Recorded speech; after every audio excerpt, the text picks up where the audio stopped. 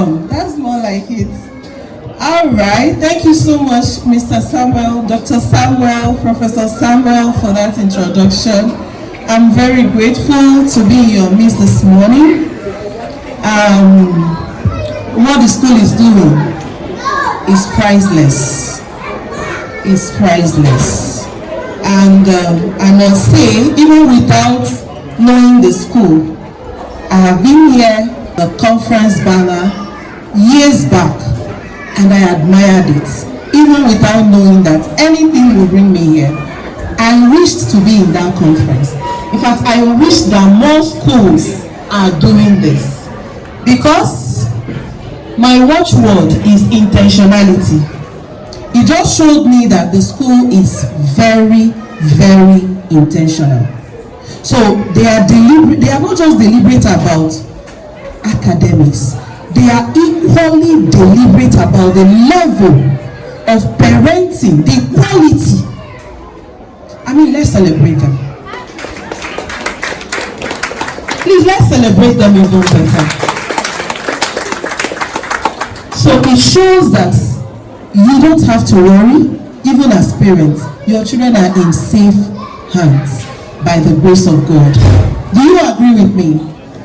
Okay, so I have a topic before me this morning that says digital parenting and online safety.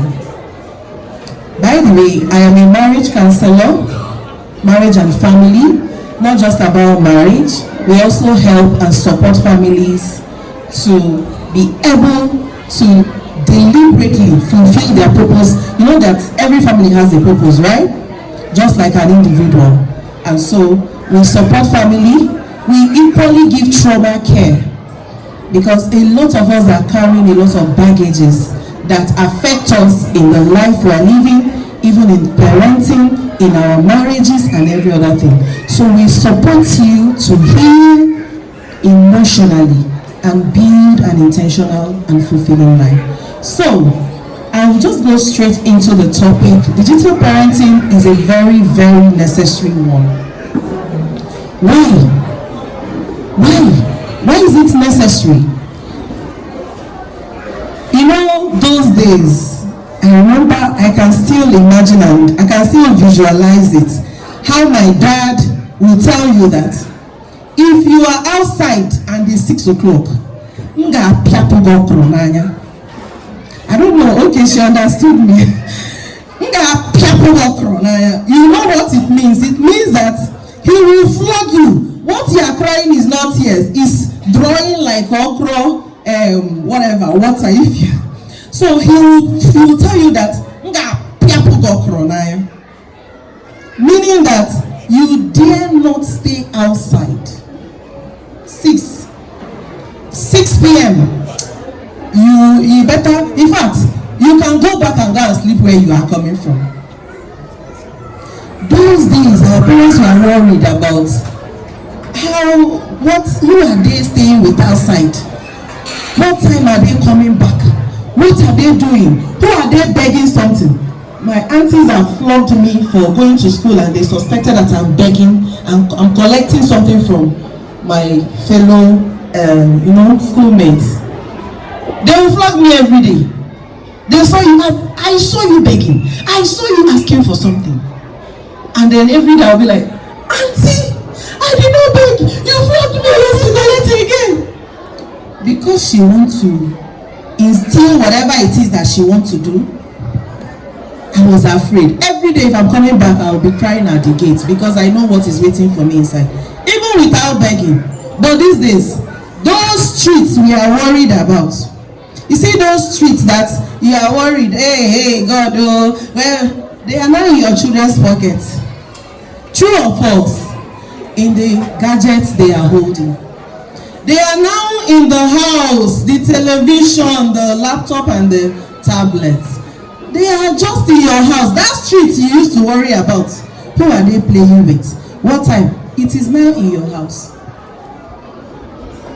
So we are not just raising children, we are now raising digital children because of what is now happening, because of the environment, because of the circumstance.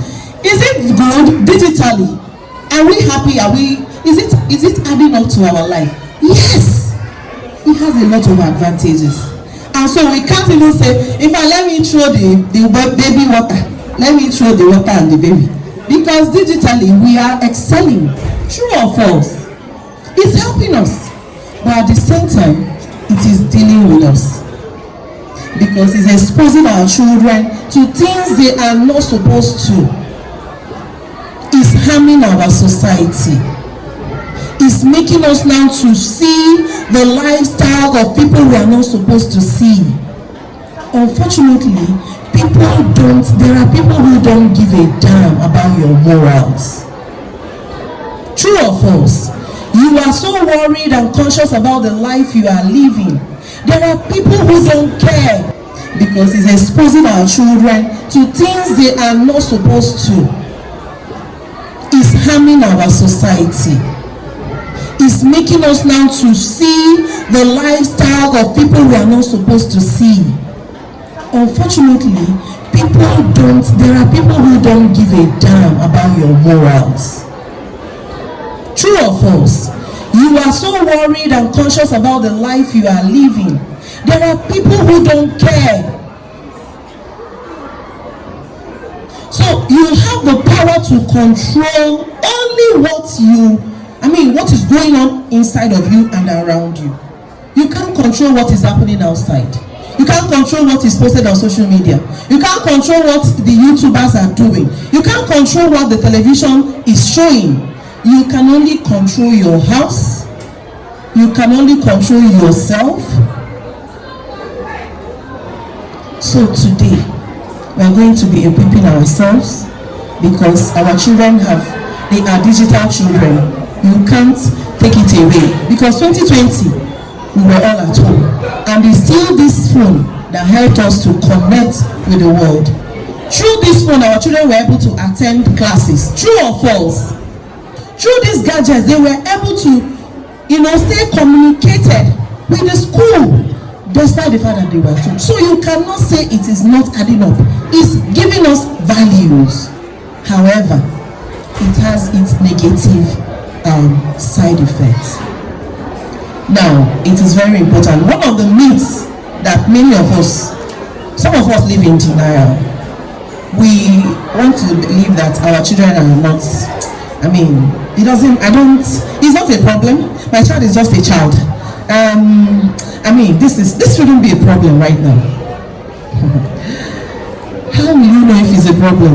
Call your child. You know that topic you are thinking he's too young to know about. Ask him about it. You see, in this classroom, a lot goes on in there. You won't know, but the teachers know. A lot. In this classroom, they discuss because they have a lot of background mixed up in one classroom. They have different understanding from different homes. All of us here, we have different beliefs, different understanding about life, different perspective. The same thing you pass to your children, they bring it to the school. When they go out to play, they display a lot of characteristics, all thanks to the different homes they come out from. So, you cannot say your child is too small for this discussion. Talk to them now.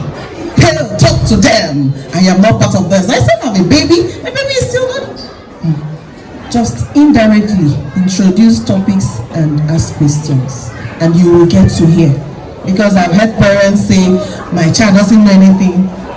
Recently, my son wrote something for me. Mommy, what is? He showed me. And when I saw we were in church, do you know LUST? Lost, right? And my son wrote it and said, Mommy, what is the meaning of this? Will I say because he's a child, I will not explain to him? In fact, they have even asked me, Mommy, what is the meaning of SEX? When they were very small. And I had to explain. Now, nobody told me that I had to introduce them. In fact, before my first child went to secondary school, I had to call them, including these small ones. And then we had to talk about masturbation, porn, and all language of their age. We are not just telling them, nobody should touch your breast, nobody should. It has gone way beyond that because of the world we are seeing. That is happening around us. So you can't say my child is small, it cannot be about him. Talk to the ones that are in secondary school. They are the ones. Secondly, parents have come in contact. In fact, my very own sister will tell you, I'm not a phone person. Sis, leave this matter. This phone is not for me. And then I'll be telling her, watch what your children are watching. Follow up. Pay attention. And she said, what would they be watching? Me, I'm not a phone person. This phone thing is not my thing. How do you want me to? Does it happen to you?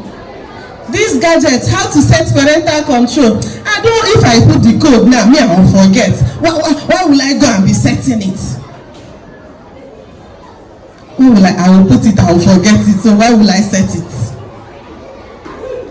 You see, there is an adage in Igbo land, because I'm an Igbo girl, that says, when any battle that comes to meet a man, he has to fight that battle, whether he is ready or not. So, as long as the battle has come to meet you, whether you prepare for the battle or you are not prepared, the war is already in front of you, and it means that you have to fight for it, or the war will fight you. One person must win, and I'm sure you don't want to lose. Before we go into parenting, digital parenting, I want us to talk a little bit about parenting, because you are not tech savvy, you are not tech savvy. You are not phone person, you are not phone person. It is not about that knowledge. First of all, it's about values. It's about your value as a person. And you may want to ask yourself, what are the values? Because digital parenting is not a different concept. It's a space inside parenting. So we cannot be talking about digital parenting without talking about parenting. Parenting first, because the quality of your parenting will determine the control you have over digital parenting. Now, parenting is all about values. It is not about how techy or who raised you. It's about the values, and values it can be about what you hate or what you admire. So it doesn't mean that when your parents, because they raised you to be the environment that nurtured you, raised you to be a very mean person, you see yourself being mostly dishonest, doesn't mean you have to maintain it. Over time, you admire honesty in people, you want to adopt it, right? You admire diligence in people, you want to adopt it. You admire reliability in people, you want to also adopt it. You see that whenever you come to meeting, this person is always on time, you want to adopt it because you admire it. You love what you are seeing. It's obvious that your parents didn't put that in you, but you love what you are seeing, you admire it, and you do what? You start building. How do I make this my value system? So it is not just that you love your children, it is about the values that you hate. Because when I say hate, there are things that makes me angry. Just like I said, how you identify your values are by the things you hate or by the things you admire. So if I hate people that lies, it means I love honesty, true or false. And it means that my value revolves around honesty. So, parenting, what is parenting? And in the family context, before I forget, the values are like your asambodo. your certificate. What determines how you make decisions? Because if your family, if you people are manipulative people who tweak people to get what they want, it will determine the kind of decisions that leaves that family. If your value system is around honesty, it will equally determine. So you see that everything I'm talking about today is about what kind of value govern your home. What kind of value do you want to see in the children? That will determine how you also digitally parent them. Now let's go forward. Because we are not going to be with them forever. True or false? We are not going to be with them forever. So if you're able to inculcate the right value today, tomorrow they will make decisions. My son is in Enugu in a secondary school, and initially it was a very difficult decision to make, but I had to let go. Another one is in boarding school somewhere in Abuja. I wanted both of them to be in Abuja, but they told me and said, if during holiday, mommy, Chichi will bring her own information, I'll bring my own information, and then when we are gisting, it will make it more interesting. So we are not just talking about what is happening in one school. And then I say, oh really? Imagine where you people are thinking. Me, I'm thinking the security, I'm thinking the distance, I'm thinking. So you see that they are already developing their minds. We can't hold them forever. It's the seed we plant now. And I'm looking at my house now. I just have two with me. And I'm looking at them and I'm saying, God, very soon this house will be empty. It will be only me and my husband. Oh. And the question is, have I really done? Because from secondary school to university, you know what it is now. The most beneficial and the best time we have for them is this time. You people that you are privileged to have your children with you here in secondary school, everything. Lucky you. But we said we want them to be in boarding school, depending on what your choice is and why. So it's very important that we understand the place of values in the life that we want to raise in the children. Now, it is obvious that every one of us, we are parents, all of us here. And the question is, who taught you parenting? Let me hear from us. Who taught you parenting? Who taught you? Your mom. Beautiful. Who taught you? Who else? Where did you learn parenting from? Anyone that wants to talk? I think there is a microphone behind. Yes. Self. Beautiful. She taught herself how to parent. Good. Her mom taught her. Any other contra opinion? Holy Spirit. Oh, beautiful, amazing. Holy Spirit, you are welcome in our midst. Thank you. Yes, Mama, you were raising your hand. Oh, good. Teachers. Where is that coming from? Beautiful. Teachers.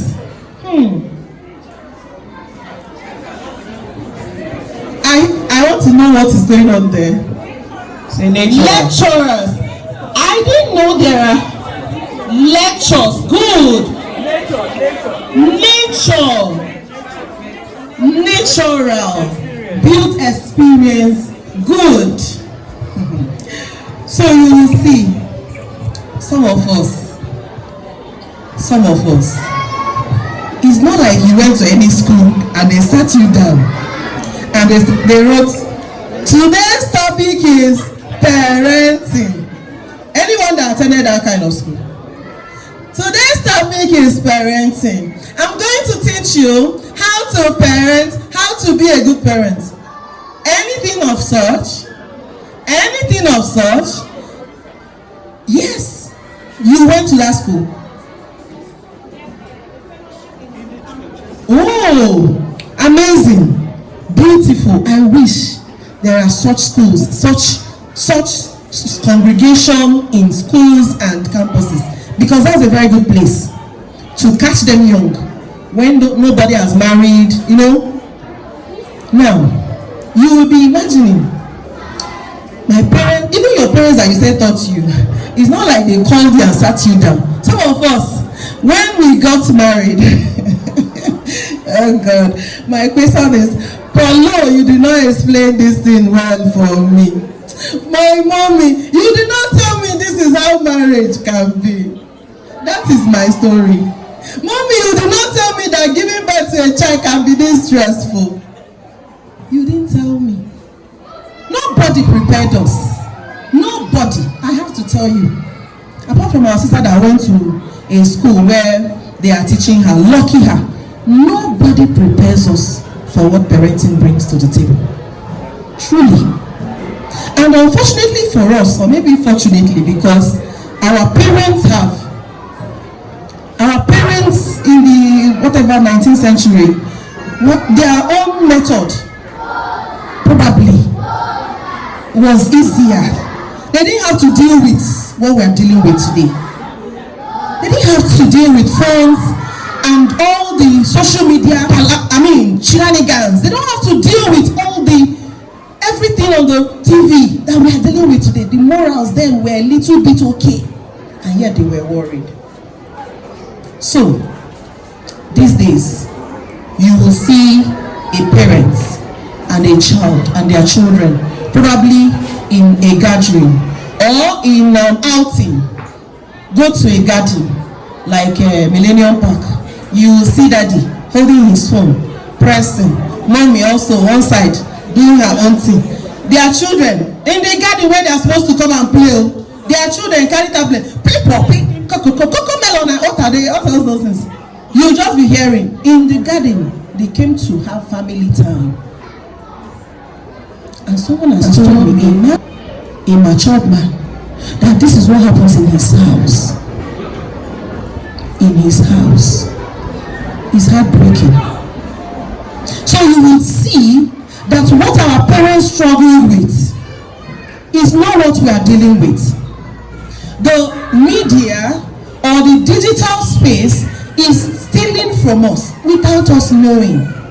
As he's giving us with this left hand, he's using right hand to take.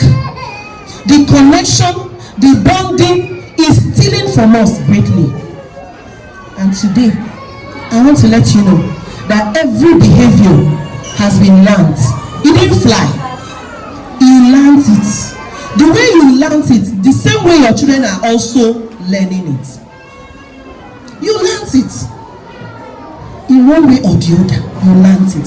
No behavior just started manifesting inside of you. After all, when they gave birth to us, we came as clean slates. True or false? Innocent baby that doesn't know he's an Hausa man or he's a Yoruba man. He doesn't know whether he's a Christian or a Muslim. True or false? That's how we all came. You don't know whether your parents are rich or not. You just came into the world. Pure, clean, mind clean, everything clean. Just the environment that started introducing one thing or the other.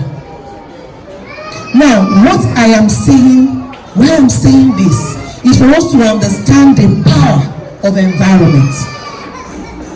The power of your environment and the quality it can add to the life your child will have or the life they won't have. Or it's already, it has, because it's already, we are all parents.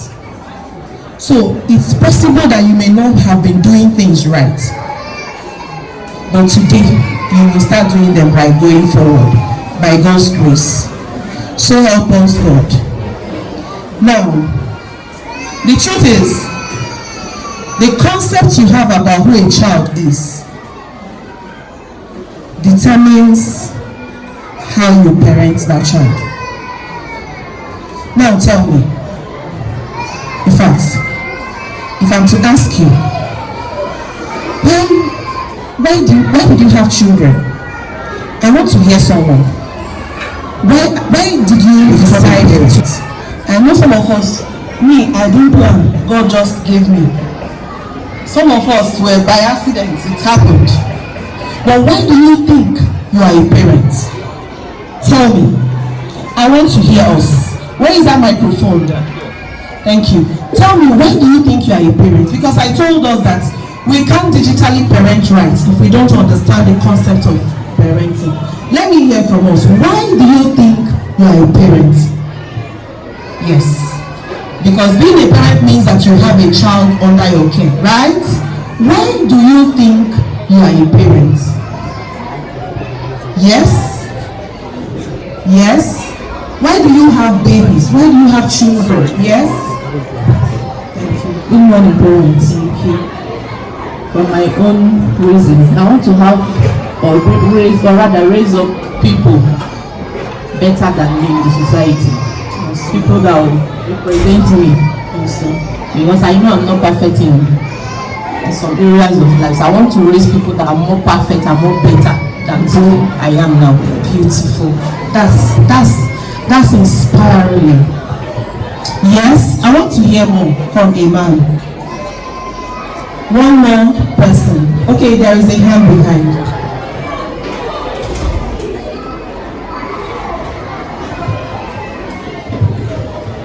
Good afternoon.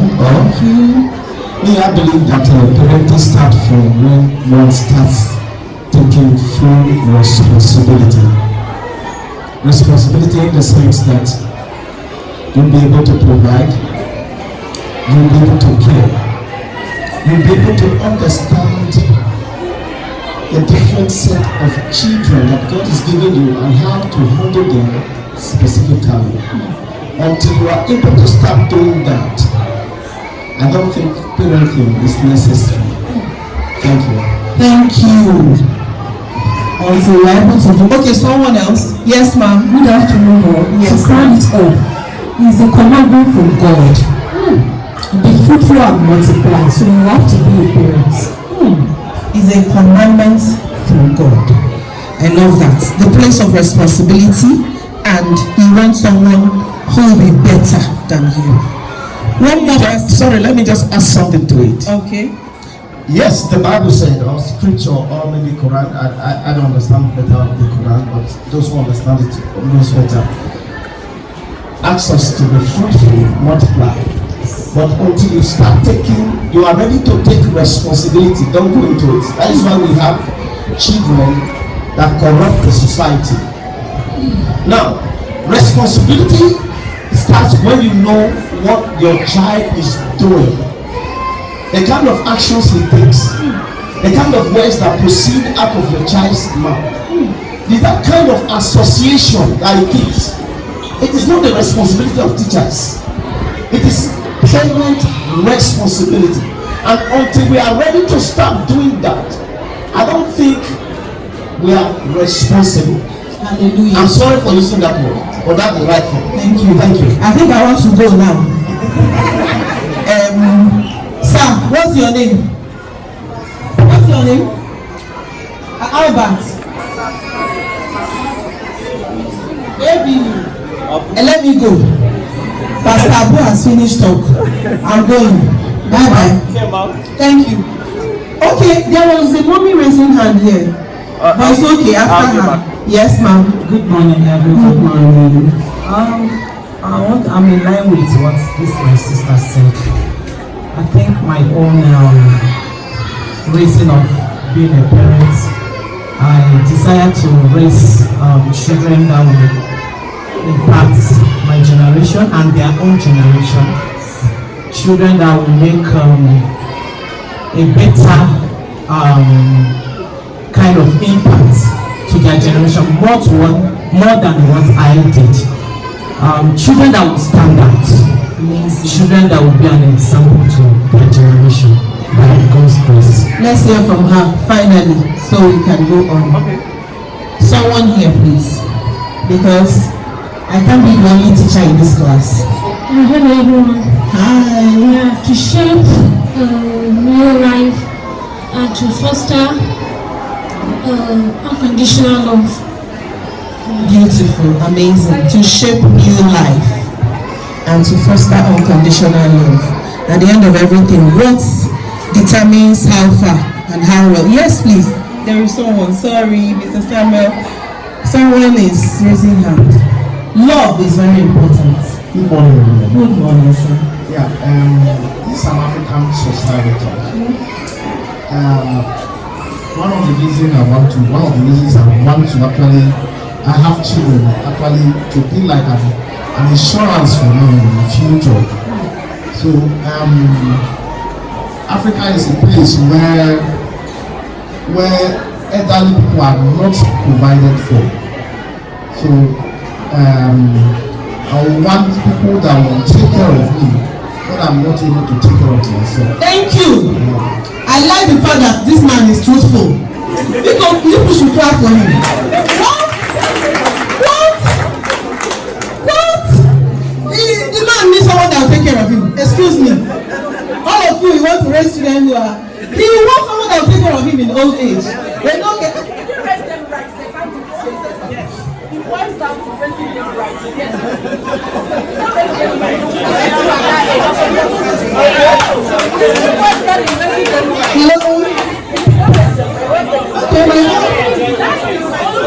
Hello.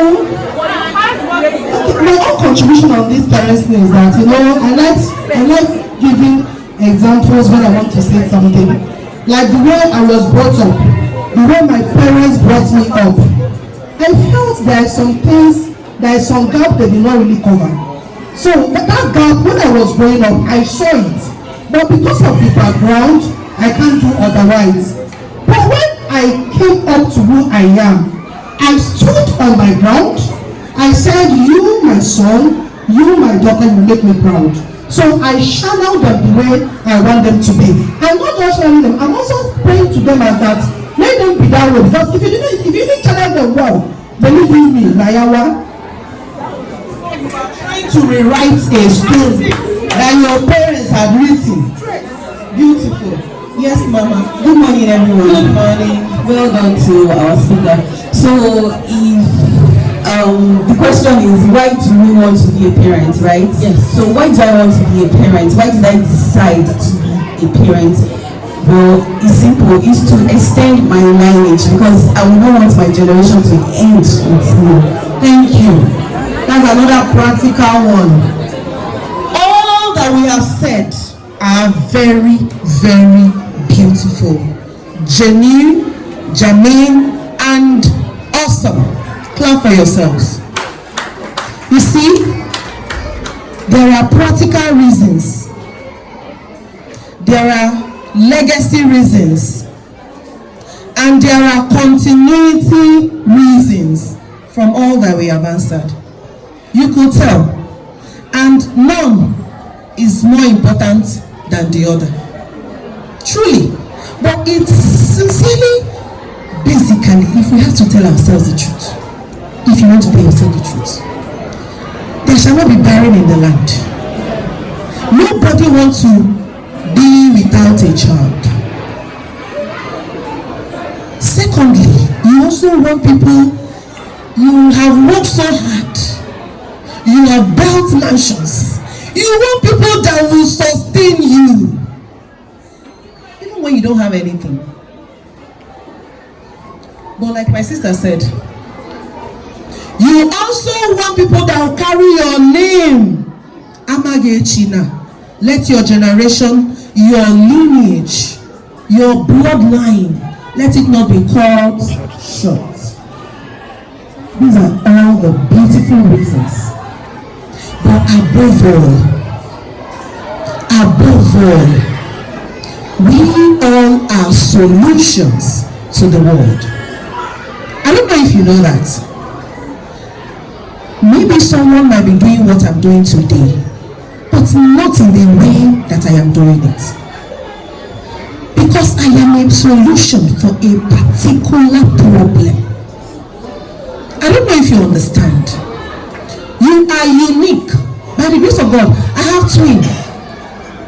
But you see, even this morning, one didn't eat food because of the other.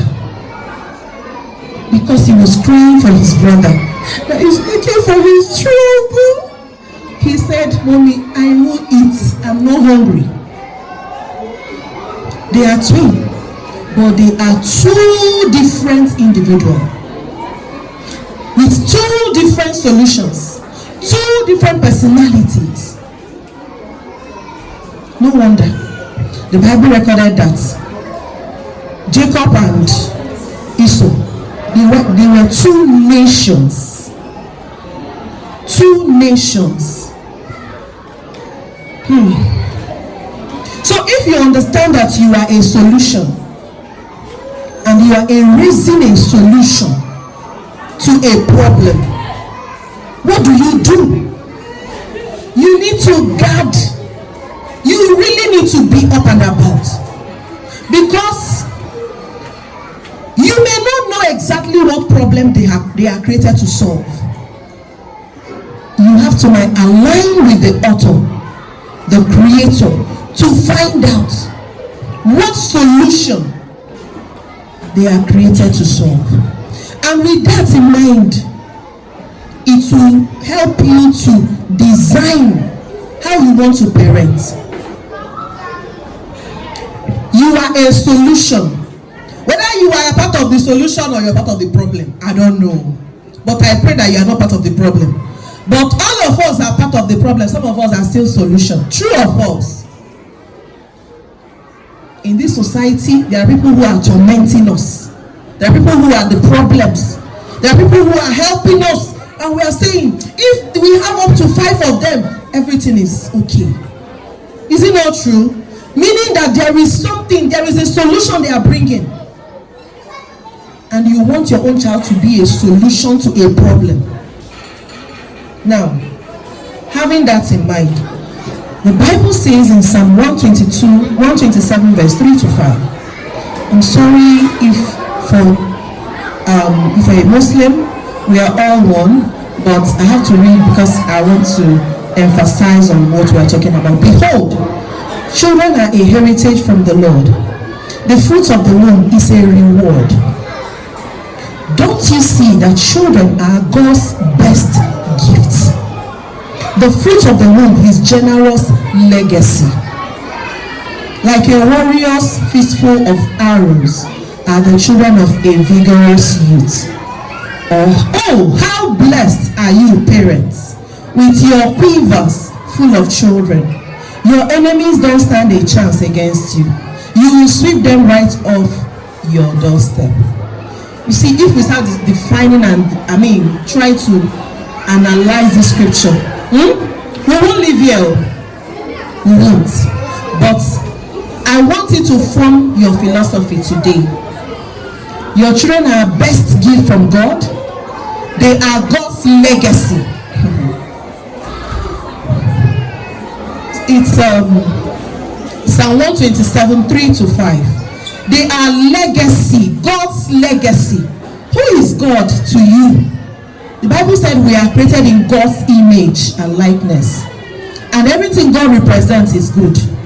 He represents holiness, righteousness, solution, joy, everything. So if our children, and the Bible said people who have them, they are lucky, because they are there to even sweep our enemies under their foot. But we have to do what? Prepare them right. Let's move on. I believe your philosophy have changed today. If only you wanted name bearers, a generation continuous, you need to think again. I believe your philosophy about who a child is, why you are a parent, has changed. That you are raising solutions.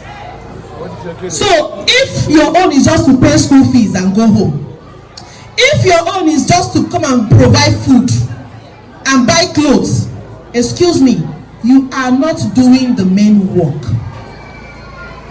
You are not going to raise a solution by buying clothes and paying school fees. After all, there are people who didn't go to school, but they are great. They are doing wonders. Some of us didn't have the opportunity to go to school, do masters. They even did only primary school, but that didn't change anything. Cosmos made the car that all of us know. Is it Coscharis or what? Coscharis Motors. I was surprised to know that the man didn't go to school. He He said his Bible was his manual. He didn't go to school. So you will tell that going to school is not the best thing you can do to a child. Because a virtuous parent is more than a teacher that is holding what kind of degree is the highest now? I don't know. PhD. A virtuous parent is greater than a teacher that is a doctor and teaching your child. If that parent is not deliberate, the work of that teacher, it will be hard. So now I'm just going to tell us that if you are a parent and you want to be deliberate based on the fact that you want to raise solutions, you are that parent that is able to spot the identity of the arrow in your quiver and intentionally groom and shoot in the direction of a predestined target in a way that the arrow consistently solves the problem it was designed to solve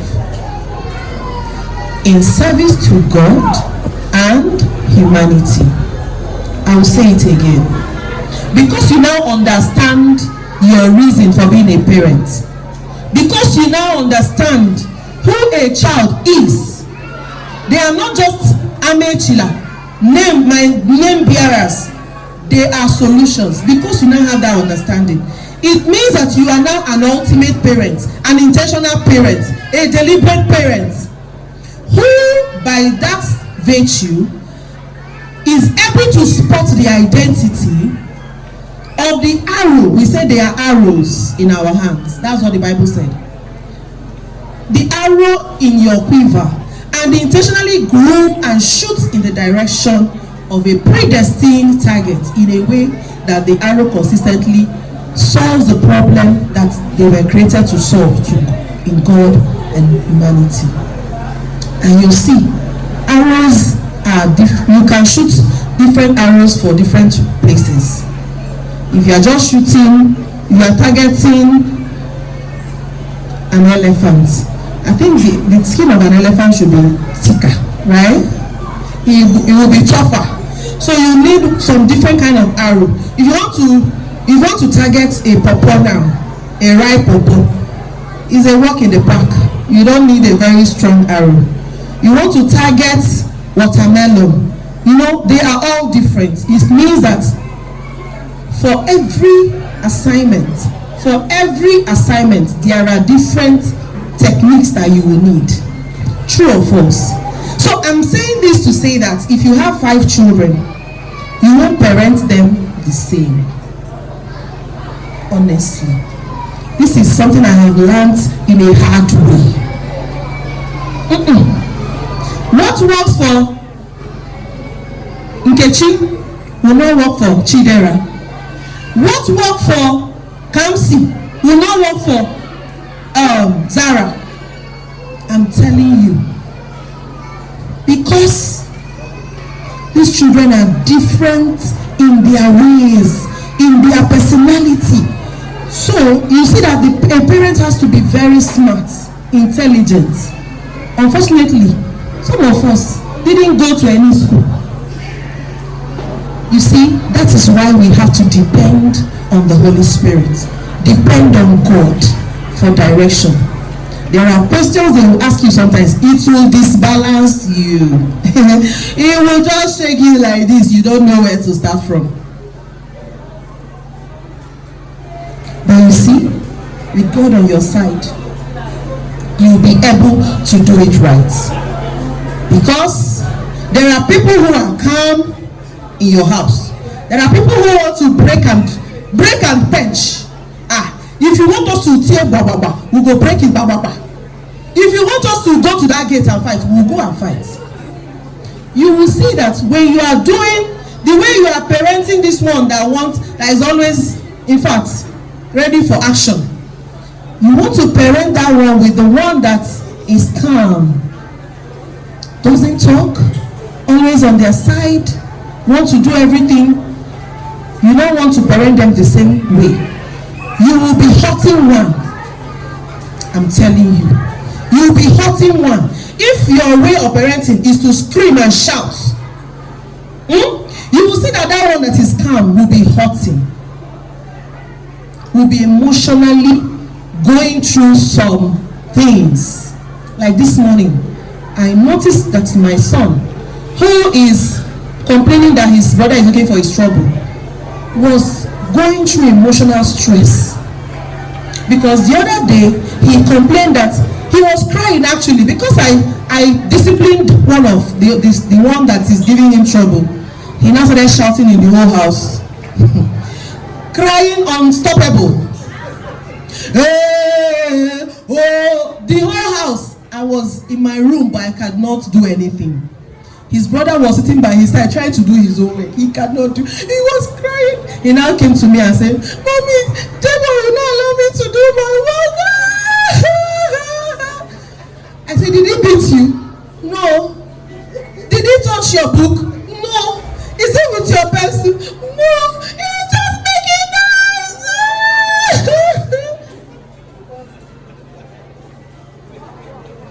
So he has been trying to concentrate. He's not able to. He has been trying to ignore him. He couldn't. It has gotten to his heart, and he had to express it out. You will see the other one. Immediately I went to bring Cain. The cry just quench. You know, he sees because he knew what he was doing. He just want to gather all of your attention. Shey una say I no go have peace. You people that flog me, he want to rebel. Nobody will have peace in this house. So even when the beating was just he want to cry for the whole neighborhood to not have peace. Typical of our children. Typical. So I will now come and be parenting the two of them the same way. Are you seeing the difference? These are twin boys. God is wonderful. God is really wonderful. How did he even do it? Two people in one womb with different characteristics, completely different. Even me, I followed him to cry. I'm telling you, I cried because at that point I don't know what to do. I was weak. He wants to do his own work. The one that is disturbing the neighborhood have not done his own work. But his target is to disrupt the environment. To show me, mommy, you feel you can papa me, Abi? Let's see how you read that book you want to read. Let's see how Meme will do his own work. All of you that punish me, worked against me, you will not have peace in this house. And he achieved it because for over 30 minutes he was doing it. I was where I was, holding it. So you see, if what I do is coming to query them, kneel them down like the way they are doing in military school, when one offend, they punish out the other ones. If you know someone that lied and you do not tell that the person lied, everyone in that camp will be punished. You see, as much as it has its advantage, it has its negative effects because they are not the same. Someone is hurting while the one that has tough skin will take it. She bring your cane again, I will collect. So having said that,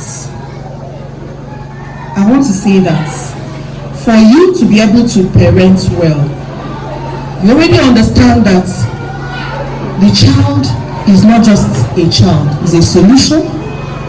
You already know that they are God's legacy in your house.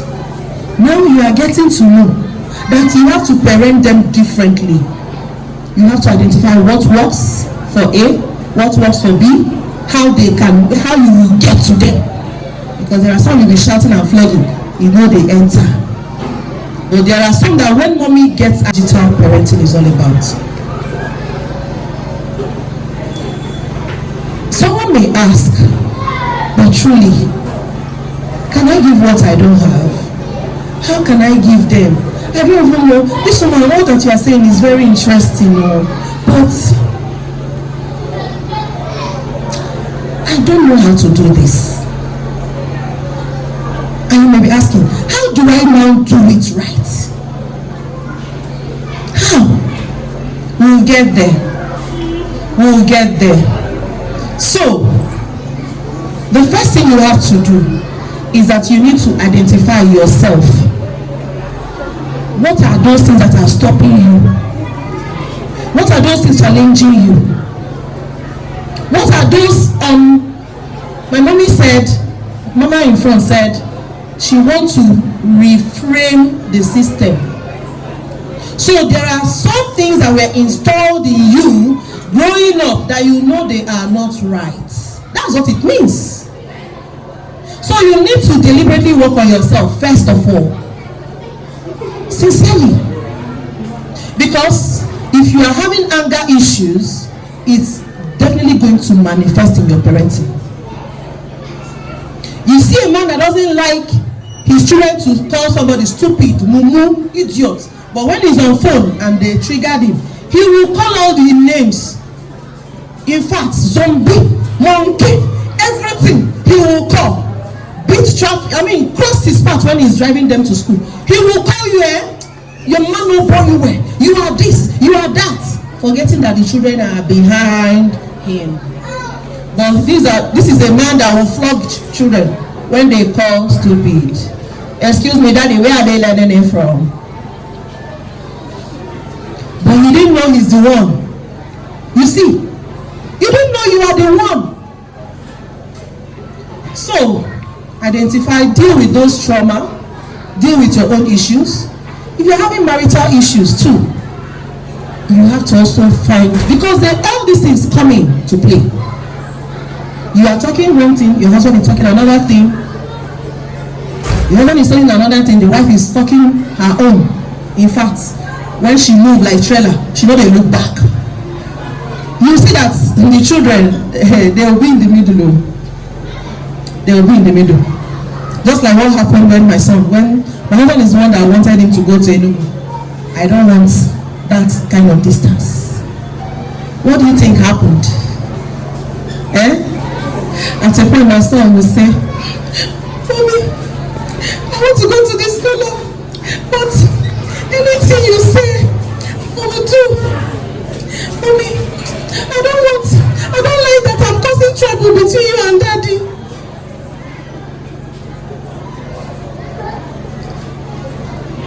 They see that mommy is not agreeing, daddy is agreeing. No matter how we pretend and we do it inside the room, it comes out to show. God will help us. So you need to discover the seed you have. We are wrapping up on parenting. Why I have to give us this background is for us to understand, because digital parenting is a straightforward thing. But if you understand parenting, you will scale in digital parenting. You need to understand the seed you have. That child that you have, what strength does Hilda have, different from what Rachel has? If you don't identify the seed, if you don't understand them, if you don't know their strengths and their weaknesses, you will be as if you are driving a Toyota Corolla. Because you have identified their interest, their joy, you will be able to know the fastest way. Me, I know. Then my mom knows that if he says anything, there are things she will say. Her words triggers me more than my father's beating. My daddy will flog you, your body injured, in fact. But my mother, anywhere I am today, before I will say what I will say, my mother used to say, my mother will say, which one do you think had more impact on me? Who? The saying. The saying. You see that the flogging is there, but it costs injury more. The impact is more, the way I learned the most was on the saying.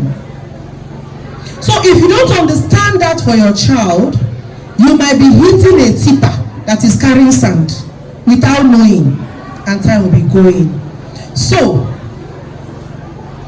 understand the seed that you have as a child and create an enabling environment.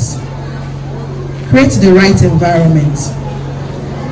Create the right environment. You see, sometimes it could be an environment of communication. Like I have up to 7 kind of environment that we need to create in the home. It might be an environment of communication. It might be an environment of mental and emotional health. Because if you are a kind of parent that shush your child when they want to say something because you want to rest or because it's not a good time, you will miss out on a lot of things. True or false? You will miss out on a lot of things. So there are different kind of environment that we need to create. We have the governing system, the structure. Who is the leader here?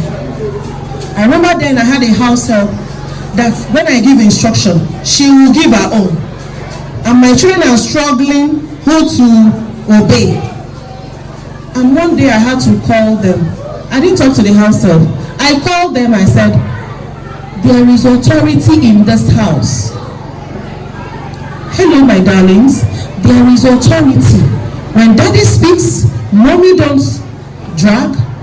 When mommy speaks, Auntie Kosi don't counter. Please, we have to respect that. And they said, really? I said, yes. Because there is authority in this house. We have to understand it. We must respect it. So when next I give you an instruction and Auntie Kosi gives you an instruction, whose own comes first? And they say, mommy's own. I say, good. And that is how it is. Even amongst the 4 of you, sister's instruction supersedes your brother's instruction before the twins. Even in the twins, we have the one that is the first. Is it not true? So there is authority. The governing system is one. We have the educational system. What is the structure around which they learn? We have the communication system. We have the mental, I have mentioned that. We have now the family economic system. We have the domestic management. You know what I'm talking about. When you talk about the economy, I'm talking about money. If you don't have a good relationship with money, you are going to ruin your home.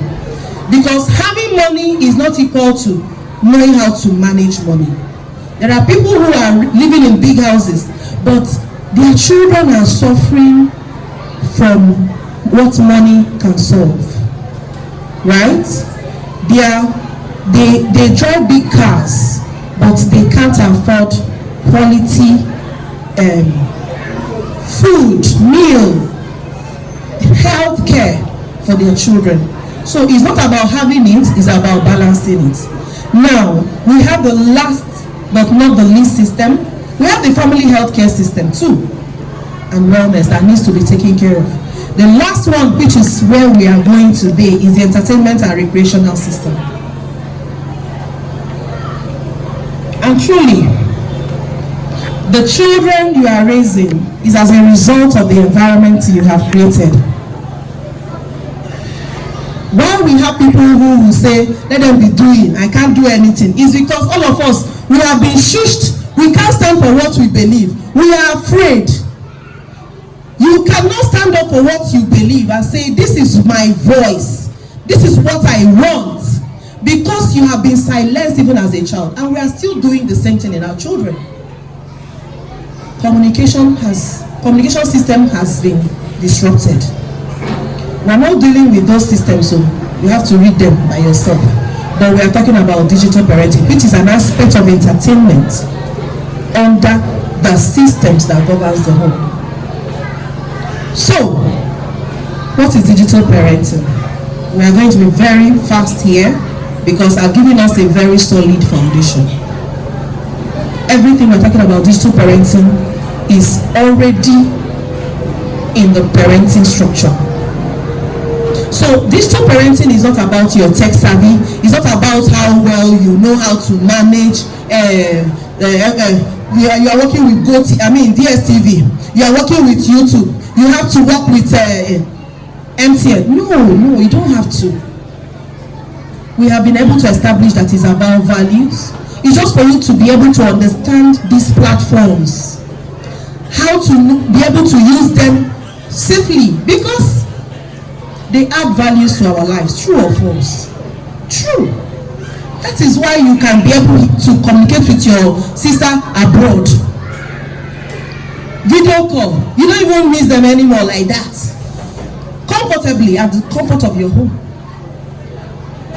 That's why you can attend meeting from here to in abroad. That's why you now have information that normally you won't know if you don't buy newspaper, if you don't go to the village. You now sit here and know what is happening all over the world. Powerful, amazing, mind-blowing. But the ability to understand how to use these softwares, how to use these platforms, and apply wisdom, values, protection in your life and in the life of your children online. You know, that community online, that is what digital parenting is all about. So because there is wisdom that needs to be applied, somehow somebody might say, okay, right, going forward, they have to, in fact, nobody uses phone in the house. You carry phone, control. You say, you have become police officer. Anywhere they go and they carry phone, you are there checking what they are watching. Let me see the TV. What are they watching? Good though. But you will be tired. Sure, you know. You will get tired. So I can't even tell you to do that. You can't even do that. And the truth is that the moment you are stopping them or hiding those, making them to not have access to the phone or the TV, you are creating scarcity. It's just a matter of time. They may not have access to your own, they will have access to their friends' own. Do you understand? They will have access to auntie's own. They will have access to uncle's own. They will still come to school and discuss with their friend. My daughter came back from school one time during midterm break and was telling me that, Mommy, it's only me that don't know the latest artist. It's only me tell who is the latest musician. Mommy, it's you that is causing it. You know, you will not allow me to be browsing YouTube. I say, since when did that start paying your school fees? Since when did not being able to discuss with your friends who is the latest musician in town start adding value to your life, helping you to be more smarter and more intelligent? Since when? Excuse me, I understand that you love and you would want to be able to hold reasonable conversations, but how about other conversation? Did they talk about, I started giving her examples, did they talk about this? Did they ask who knows better in this area? She said, oh, we don't mind them. Those girls, they are just about what is popular, what is trending. Is it not true? They are just about what is trending. Mommy, they don't even ask about that. I said, Ayana, let me and you, let's compete about this one. I was like talking. And she said that, oh, I know this one, I know that one. I said, let them bring up the topic on this area. Let's see who will win. I trust my daughter. And she was happy. You see, the discussion ended well because she was already feeling intimidated. She was already feeling like she's what is that word? Missing out. She's already feeling like she's missing out, exactly. Because that's what happens. They want to belong. So, the ability to be able to use these things safely, have a holistic child who understands the advantages of these medias, these platforms, use them when it is time, because the school is giving them online assignments. If not, well, do they need phone? Do they need all these things? If not that they have to go and browse some things, they may not even have access to this phone in the first place, or the television. We have digital TVs today. We have these TVs that you can use and browse, do everything, and is answering you. But how can we as parents help? What is our role in helping them to create a safe space for themselves online? In fact, something surprised me. Someone followed me on TikTok. I went to check. It's Emmanuel. Emmanuel is a baby that used to come and hug me when I come to pick the children. It's Emmanuel. I say, Emmanuel, you have an account on TikTok? He said, yes, now. Yes, counselor. He used to call me counselor. Counselor, I followed you on TikTok. I was seeing your videos. Jeez, I've started. Counselor, bring it on. Emmanuel, I saw you too. How come Emmanuel has an account on TikTok? 6 years old. I mean, that's what they said. My children have disturbed me. These twins said, Mommy, I want to be a YouTuber. I want to be a YouTuber.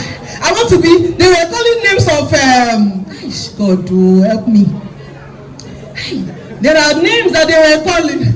You have people who are cashing out. Mommy, if I am a YouTuber today, Mommy, the next thing that I'll buy you a car.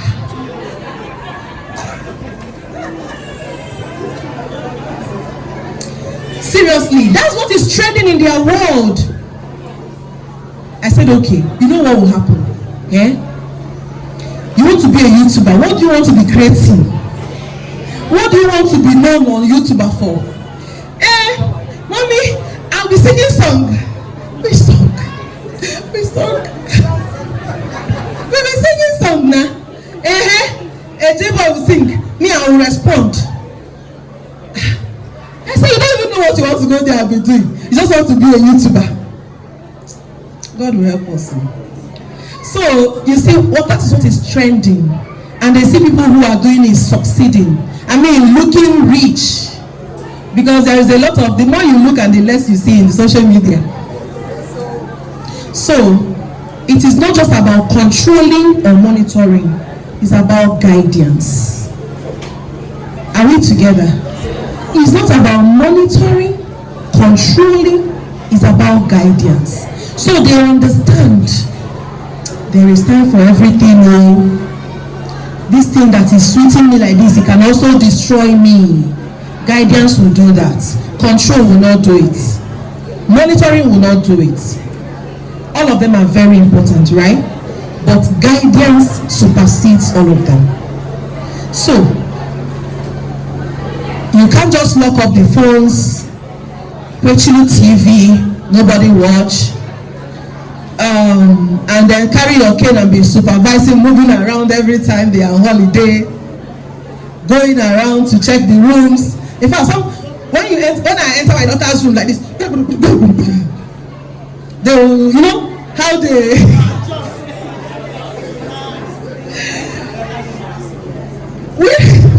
with that I know that danger day. Oh baby, we will talk about other things, so I will go and come back because I don't want you to know that I know what you know. So all the things that we know, our children, they know it. But what control? How do we manage it? How? Now let's go to our roles as parents. Our first role is as a protector. Because if you don't put the gates, the enemy will walk in. If you don't put, there is no gates here in this house, in this school. You see that anybody can come in at any point in time, wanted and unwanted. So it means that we must teach them how to navigate, how to let them know what this is all about. You see me holding phone, yes. Is it time? It's your decision. For some people, they will say nobody uses a phone until 18 years. In fact, my husband did it as you know how you Christmas gifts. Phone is trending. You bought a tablet, gave them the senior ones. I regretted it. Yes. And when I realized, I did what? I withdrew it. Because yes, I need them to be communicating with me when I'm not around. But that is not even, I still have a small phone at home that you can call them and they will answer. The help will also answer. So what do they need that tablet for? So even when my daughter comes back from school, you will notice that she will be in her room for 2 hours without coming out. So it calls for a concern. So you have been away in school, you now came back, it's time for family bonding. You are still away. Just like that picture that I painted when we started. Parents and children are in a recreational center. They are all present, but they are all absent. So I had to do what? Withdrew it. I withdrew it. I withdraw it. English. Speak it. I'm speaking it. So please understand me.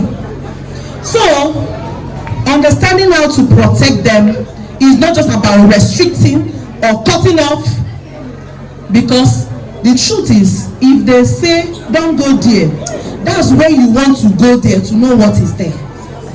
True or false? Scarcity creates hunger. Scarcity, it make you to want that thing more. So as a parent, we have to teach and guide. We teach them how to cross the road, right? To be safe.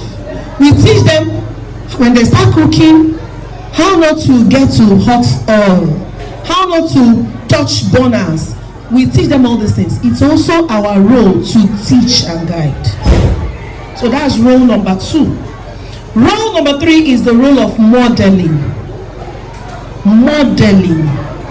Our children, they are detectors of hypocrisy. In fact, they will know when mommy is saying this and doing another. They are the highest detector of hypocrisy. True or false? I mean, am I the only parent here? You are saying go and read your book. Mommy has never carried book and read in front of children. In fact, you have to.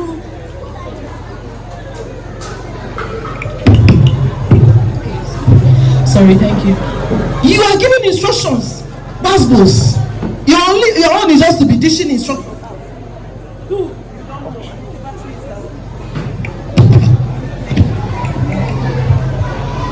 You give instructions, you don't do. Sleep early. Mommy will be in the parlor, watch TV, watch television, Telemundo, watch a series. You are the one that say go to bed early. You don't watch TV during the school period. Once we are in session, nobody watches television. You model it.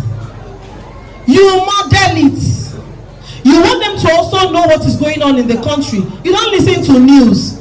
When they tune in, they go to African Magic. Nobody remembers CNN. Nobody remembers, because this is what they see. You can't be giving instructions, you are not living it. Children are highest detector of hypocrisy. Now, our 4th role is to monitor. Checking the devices. Peradventure, you decide you want to give it to them. They are not up to 18. You want to give it to them. You gonna check the devices. Say, last term, this term now, I took my daughter to school, and you will see crowd. What happened was the school was checking laptops, because their school, they have to come with, they use the laptop. The school now, because of several complaints, I follow go complain, because my daughter will come back and tell me, Mommy, if you see the videos, this person, if you see. I now went to school. school oh, if you see the videos oh, make una shine una eye oh, they will come back, people carry them. What they bring from home is polluting other children, for goodness sake. So there was a lot of hold up because they have to check the laptops thoroughly. Something that was supposed to end by 5, the parents were there 8 o'clock. Checking in was going on. Oh my God. See all manner of exhibits children have in their laptops. This is deeper life. High school. Deeper, you know, deeper life. That is it. But no matter how much you preach, they will still go home, get polluted, and come back. In this place, children don't bring food. They don't bring provision to school. But parents still smuggle garri, sugar, milk. Now us, we are the ones. God will help us. So, as we are going to be wrapping up, that's the model role, modeling.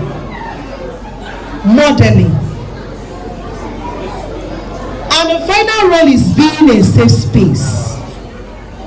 Your role is not to condemn. They will bring things they saw online for you if you are a safe space to go to. These are your roles. The first one, the role of a protector, the role of a teacher and guidance, the role of a model, the role of a monitor and a safe space. Which one have you been doing? Which one do you need to wake up on? Now, there are so many risks involved online, and we are going to just look at them, and then what can we now start doing going forward to make sure that our children are protected from all these risks. The first risk is inappropriate content. True or false? Have you seen people who are naked online?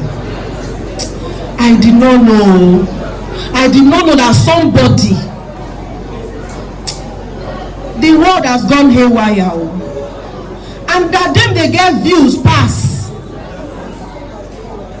Now them go now, since when I joined TikTok, I they see things now when you don't want to see. And that TikTok, when you want to exit another video, exit another video, exit another video.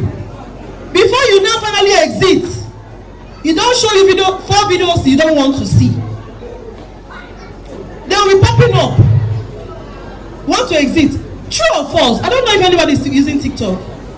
I just went to sell my market, so I only want to go and sell my market. Say customer plenty for TikTok. A market I carry go.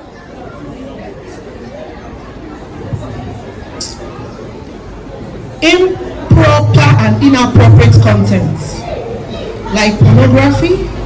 The children are here, but we know. Sincerely, I didn't have choice. I had to tell my children, I had to discuss what pornography is all about with them. I have to, because I don't want them to hear it from someone else.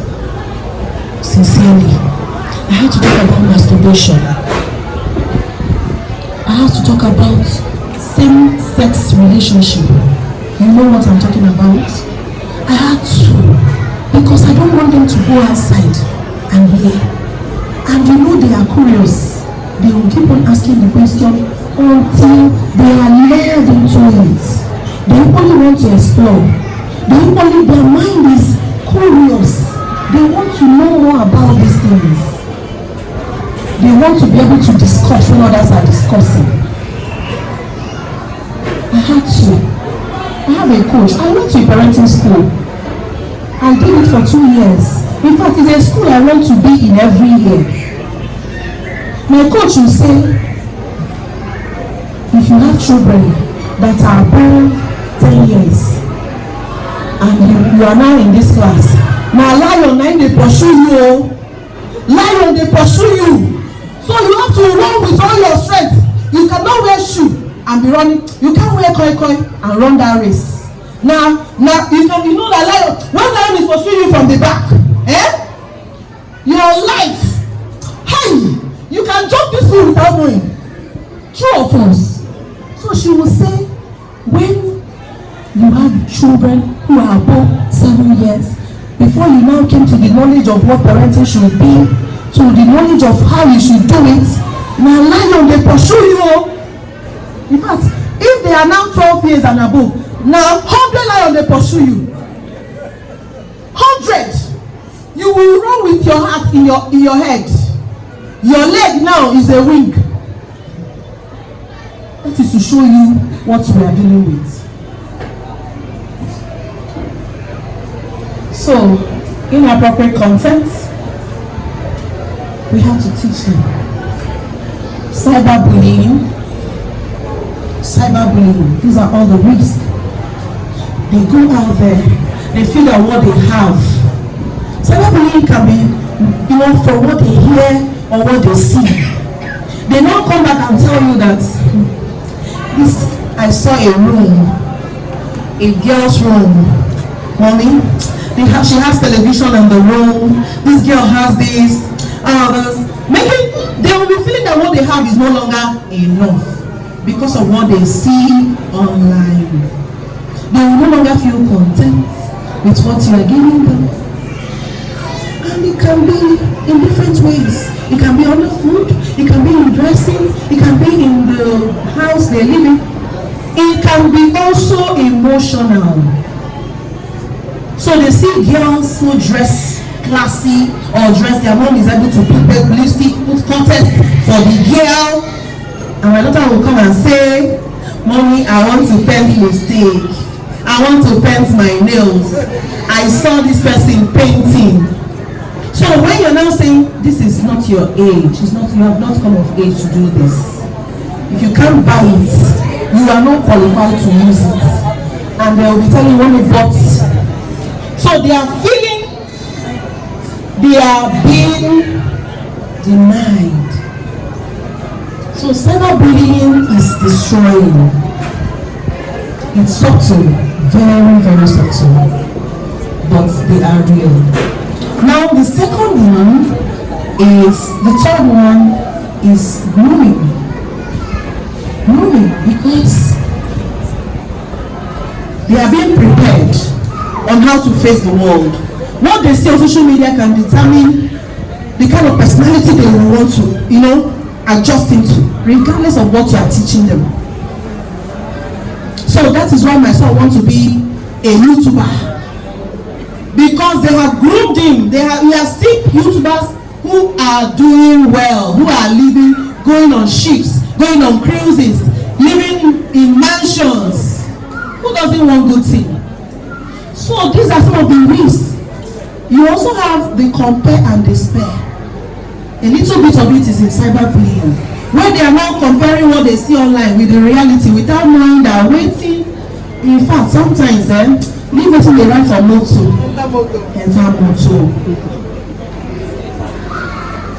That everything that is glittering is not good. With that child mind, they don't know they want what they want. So they start comparing. Now, privacy.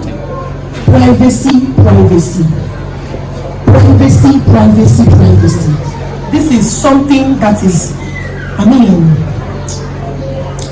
there are people who have put up some things on social media that come to hurt them after 10 years, 20 years. Yes. There are information that you put on social media today that is waiting for you in future.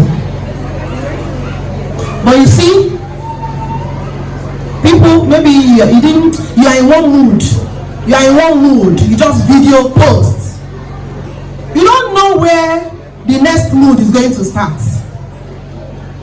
And when you now need it, people will research about you. I've seen people who met on social media, want to relate, they went online to look for information about the person. Without knowing the person face to face. What you have on social media can mar relationships you have. It can also make you. So privacy, our children need to also understand that it's not everything you have to put online. It's not everything. Privacy, respecting other people's privacy, and also protecting your own privacy. These are all the ways. Now, what can we do? What can we do? What can we do? What can we do? The first thing I have to tell us, I have said it before, you might decide if you want to give them phone. Me, I said no more for now until you are done with secondary school, at least. At least you will now have a personal device. But for now, you want to research, there is laptop at home that you can use by the grace of God. There is mommy's phone you can use for a particular time, or daddy's phone you can use. It's up to you. But let's assume that it's not only phone and gadgets and tablets. There are television, you know, right? Television is there in the house and everybody has to watch. There is what is called scheduling. Scheduling. Like in my house, we don't used to do TV during session, sincerely. When school is on, we don't watch it, except on weekends. Fridays are for family movie night. Everybody knows that we'll come and watch movie or that and that. Everybody will sit down. But they already know that once it's Sunday night, Sunday, we don't watch again. It's that Friday night and Saturday we watch. Then during holiday, we will now say, okay, 2 hours. People will decide. Morning time, 1 hour. Night time, 1 hour. Or evening time, 1 hour. It is called scheduling. It may be difficult to start, but it's working. In fact, I have noticed that you cannot either punish them or reward them with screen. There are things we do that when you see, no, this is a good child. My son will say, Mommy, can I now take the remote? Can I now take the remote? Because he did something good. I have learned that it's not good to reward them with screen. It's not good. I have noticed that the motivation, and it's not discipline, the motivation is wrong. So the motivation to do the right thing now is screen. It's dependent on the screen, and it's not right. You shouldn't use it as punishment. Okay, because you didn't do your homework, nobody will watch TV in this house. That motivation is wrong. They should be able to make decisions to be responsible. Screen or no screen. In fact, screen should be regulated. It should be predictable in a way that it will even get boring. When it is regulated, it becomes boring. They get bored looking forward to it. So if you're able to schedule it that on so day, every day you want to watch TV, this is the time. For this period of time, scheduling works. It will help you, peace of mind. You don't have to do parental control. Even at that scheduling, you might have time to sit too and watch with them. So it is very important that we don't punish them with screen. We don't reward them with screen. That motivation is wrong. That's what I have found out. And I think it is true. You can make your own research. You know why? When they can get rebellious. The children can get rebellious. So when they now do something right again, you don't give the remote power. They can get angry, throw tantrums. What if there was no screen at all? Does it mean they won't do anything? You see that motivation is wrong. It's wrong. So if you want to punish them, you don't punish because of screen. You don't punish them with screen and say, for this, you don't watch again for 1 week. Let there be schedule so they don't feel scarce. It doesn't become a scarce resources. Now, the second thing we have to do is age-appropriate rules. Like I've said, there are content for different age. It's up to you.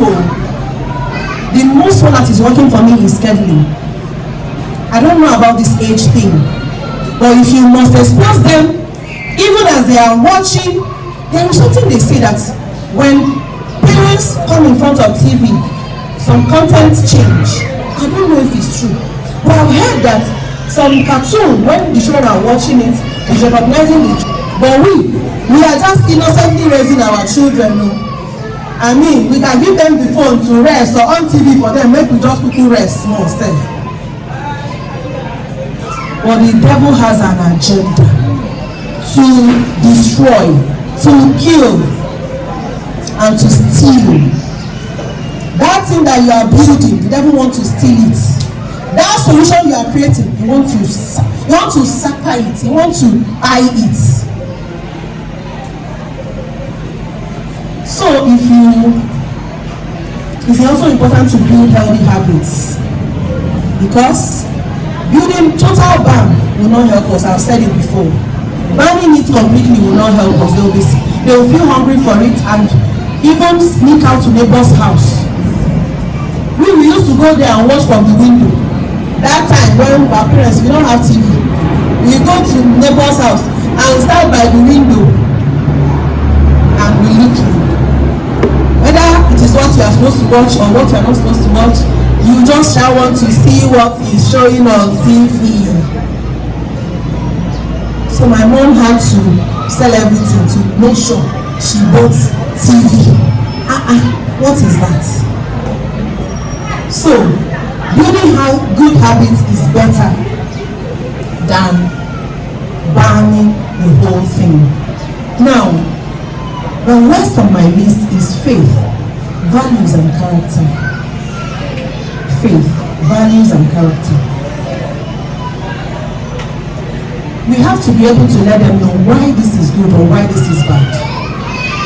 Why staying on the phone for a long time is good or why it is not bad. Remember, we have been able to state our roles as models. If you are a mommy and you are a daddy, you stay on the phone all day. You are not modeling it. You are not modeling it. You are a hypocrite. You are telling them to do another thing and you are doing another thing. Some of us, we can't even let go of this phone for a day. Oh, let me not say a day. We can't let go of phone for 2 hours.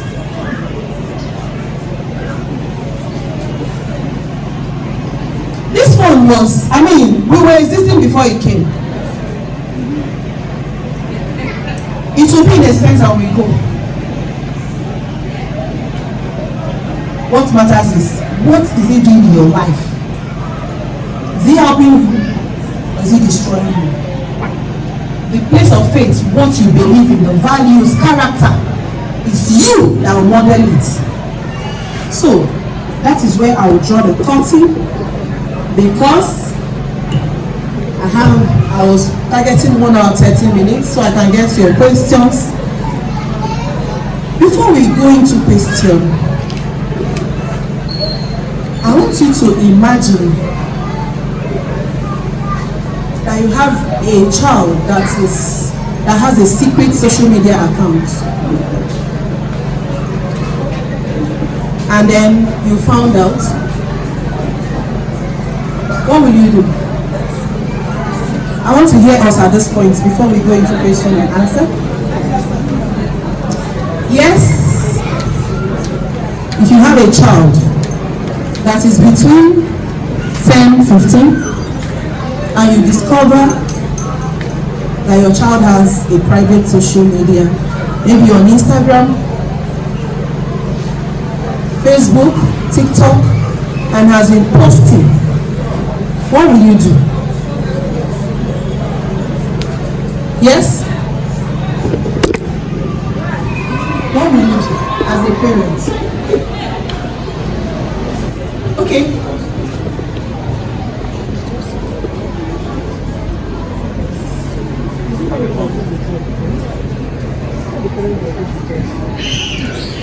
Okay, parents. Thank you.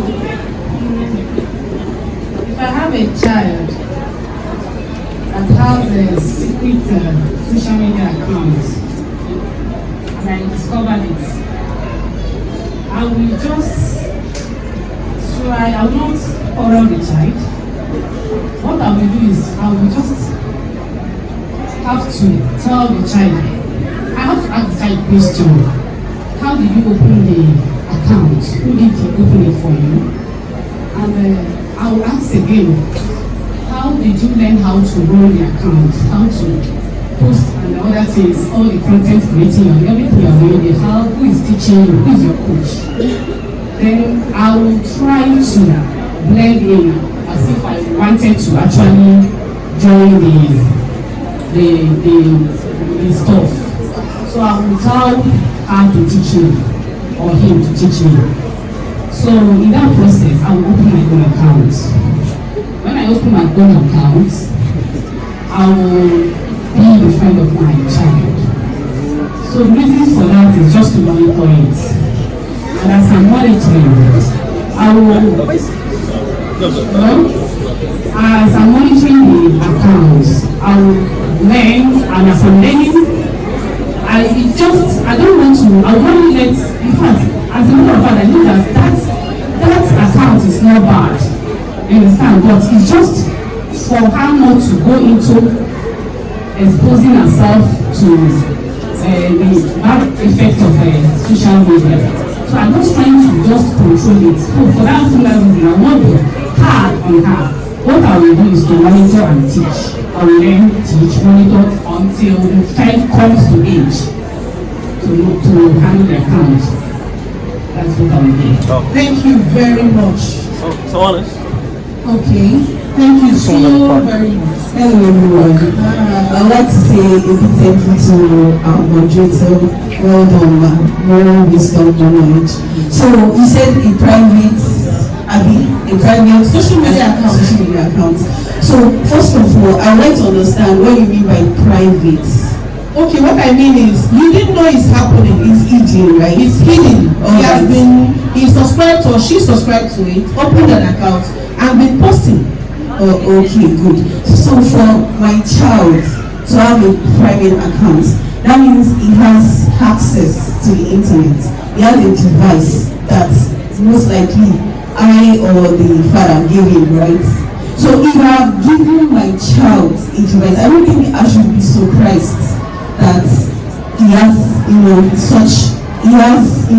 an influence on social media, because me giving him that device, except maybe it's a tablet that he's not so priced, you understand, or maybe he's below age. I have to believe that there's a certain age. I think you've made your point. If you are giving your child the access to internet and the tablet, you have given access to do whatever you want to do. And our sister that said this story, according to what you said. Then I think there was someone else. Okay, someone will go. Let's be fast with it. Good morning. Please, my contribution is number one. He or she has to tell me who opened the account in the hospital. Number two, how did you open it? Number one, can you come to the first one? I said the first one is he or she will tell me who opened the account for him. Please allow me to talk.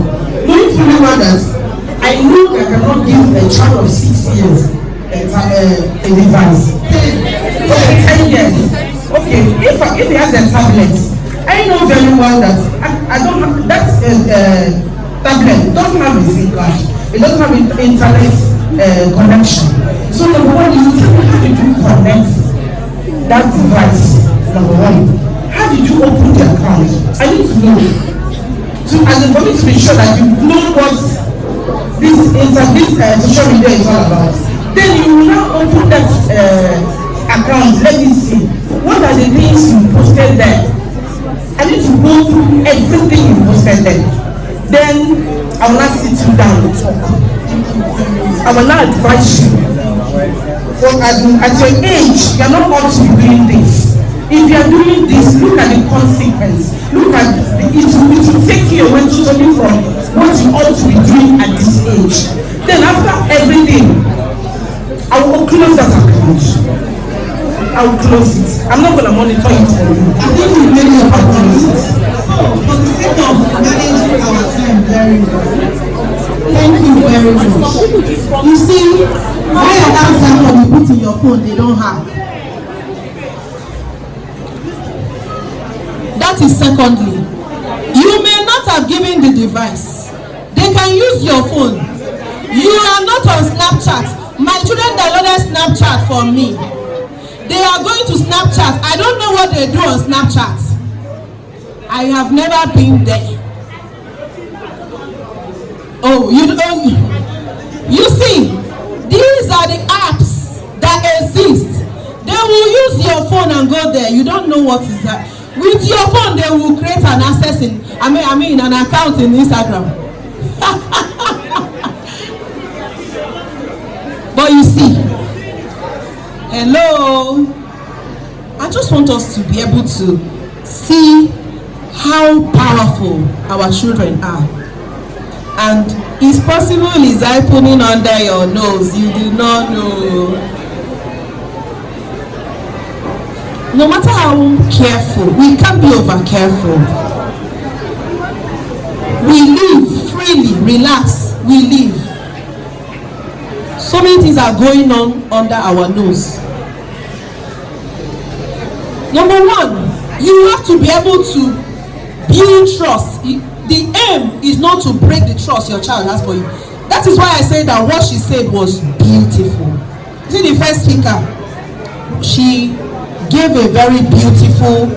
Most parents, if you will tell yourself the truth, we are going to, it's in fact, you will be able to deal with it in a calm way sometimes. Tell yourself the truth. But for the sake of this parenting session, you now know that discipline is helping a child to solve a problem. So your child is unfolding. He's a human being that is unfolding. Even you are equally getting to know this child, as the child is also getting to know you. So you will see that in a place of discipline, you will try not to break trust, because other things will come up tomorrow, and you will want to be able to have the opportunity to make impact. If you break the bridge, you may not find out other things. So I love the approach she narrated, and I hope we were listening. It is not in the place of shouting, screaming, flogging that correction takes place. And everything cannot be done through this media I mentioned. All this medium. We have to be deliberate. We need to pay attention. And we need to know that our children are unfolding. We cannot punish them because we want to, you want to let this thing now. You want to correct this thing now. It's not automatic. That's why our children will be under our nose and they are doing all manner of things.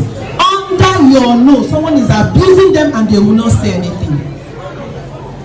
Please, that is where I wrap up today. I hope you have learned something. Thank you very much. I think we can do more than this. It's been an extensive and insightful session. I know we have a lot of questions that we would want to ask. I would expect that we'll pen them down. I am not a fluke. I am the voice surrounding from the subconscious mind. I am the bride whose price you must pay. I am the dream you must unlock from the square box of your mind. I am the me you must take for honey. I am the voice of perfection, the result of diligence. Like the tree of life, greatness is my fruit. I am excellence, the mother of all greatness. I am not a fool. Pulse, trapped, love. Trapped in shackles and bondages of frustration. My soul longs for life, fear, my sunken high in despair. My heart destroyed beyond repair, even medications cannot improve my present situation. The giant in me has to come up to light, the strong might, being as bright as a torchlight in this hollow darkness. No longer will I stand when they sit, no longer my opinions be pushed to the side, no longer my voice will not be heard. I finally can be the girl I want to be, but I can't. Their voice is ringing louder than silence itself, it's deafening. I'm drowning, the darkness calling to me. I'm sinking, and sinking, my soul giving into the dark. My giant is nothing but a little girl now. Help me, save me, somebody unleash me from this trap I have set myself. Tears can't even save me, so right now I'm here, breathing, existing. Moving like a shadow, not just any shadow, a shadow of myself. Fading into black and white as the days go. Day in, day out, night in, night out, fading into the screen of my phone. Where are the mothers of tomorrow? The mothers I used to know. Mothers who care for and protect their children. Mothers who imbibe knowledge and morals in their children. Where are the mothers who value their name above gold? Mothers who set pace for all to follow. Mothers who educate the family and society. Where are the mothers of today and tomorrow? Mothers, where have you left the morals for which you were known for? Who will keep the society in shape when you have failed in your duties? Arise, mothers. Wake up from your slumber. Wake up from moral degeneration. Wake up from sexual immorality. Say no to prostitution and adultery. Restore your dignity and honor. Save the children of tomorrow. Mothers, make womanhood a thing of honor. Rise up with pride and dignity. Let the world know that you are life givers. I am not basic. I am the voice arousing from your subconscious mind. I am the bride whose price you must pay. I am the dream you must unlock from the soil box of your mind. I am the bee you must save for honey. I am the voice of perfection, the result of diligence. Like the tree of life, greatness is my fruit. I am excellent, the mother of all greatness. I am not a fool. As the ship sails, the wind takes it away. The oceans will come. Through excellence, greatness can be perfected. A storm had just come, taking our ship away. Our struggles, our hustles, using all our might to control the sea. As tides clap and dance, the waves carry me along. My spirit guides me across the sea. Thunder crashing, lightning crackling. My ship just crashed on a deserted island. My heart of my perfection, my waves have just been flushed away. The sea breeze creates an image in my head. The sand or the dust has taken over my body. My body is not at rest, so is my mind. I need to be free, but the storm is still on. What shall I do? I take deep breath 1. My mind is still on the run. Deep breath 2. As if I'm getting calmer. Deep breath 3. My body is now calm. But how do I perfect this greatness in me? How do I fix my ship sailing across the 7 seas? Made it out alive, but I think I lost it. Will I ever find what I seek? Will I ever be free from this prison I plead? Will I ever find greatness through excellence?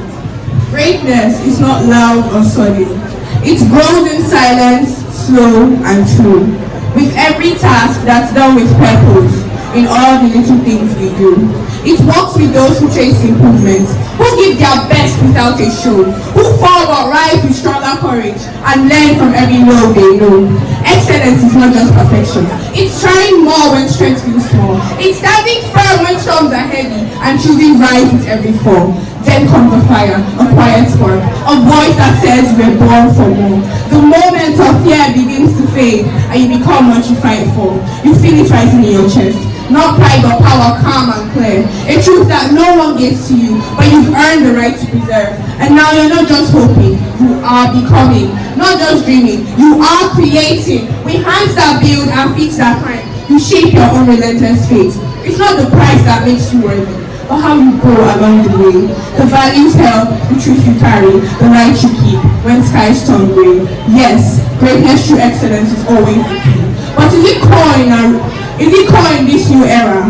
In the digital world, we kids are growing up fast. Our eyes glued to screens, our fingers fixed, flying across keyboards. We must try to keep up, to guide us through the noise, to show us what's real and what's not, what's kind and what's toxic. You set rules and boundaries hoping we'll be safe, but we push back. We want more freedom, more space. You set rules and boundaries, hoping we'll be safe, but we push back. We want more freedom, more space. You worry about cyberbullies, the predators and the fake world. You want to protect us, but you must not wrap us in the cocoon of ignorance. You want us to be responsible, to think before we post, to be kind online and respect others' boundaries and goals. You want us to see the beauty in the world, not just the curated feeds. To use technology as a tool, not a substitute for real-life connections. As we grow, you'll be here to guide us, to help us navigate through the digital world with all its complexities. To help us navigate the world with all its complexities. You must have tough conversations with us and hope you listen. And when we make mistakes, you must be there to support us. I am lost with you. I am the voice heralding from the subconscious mind.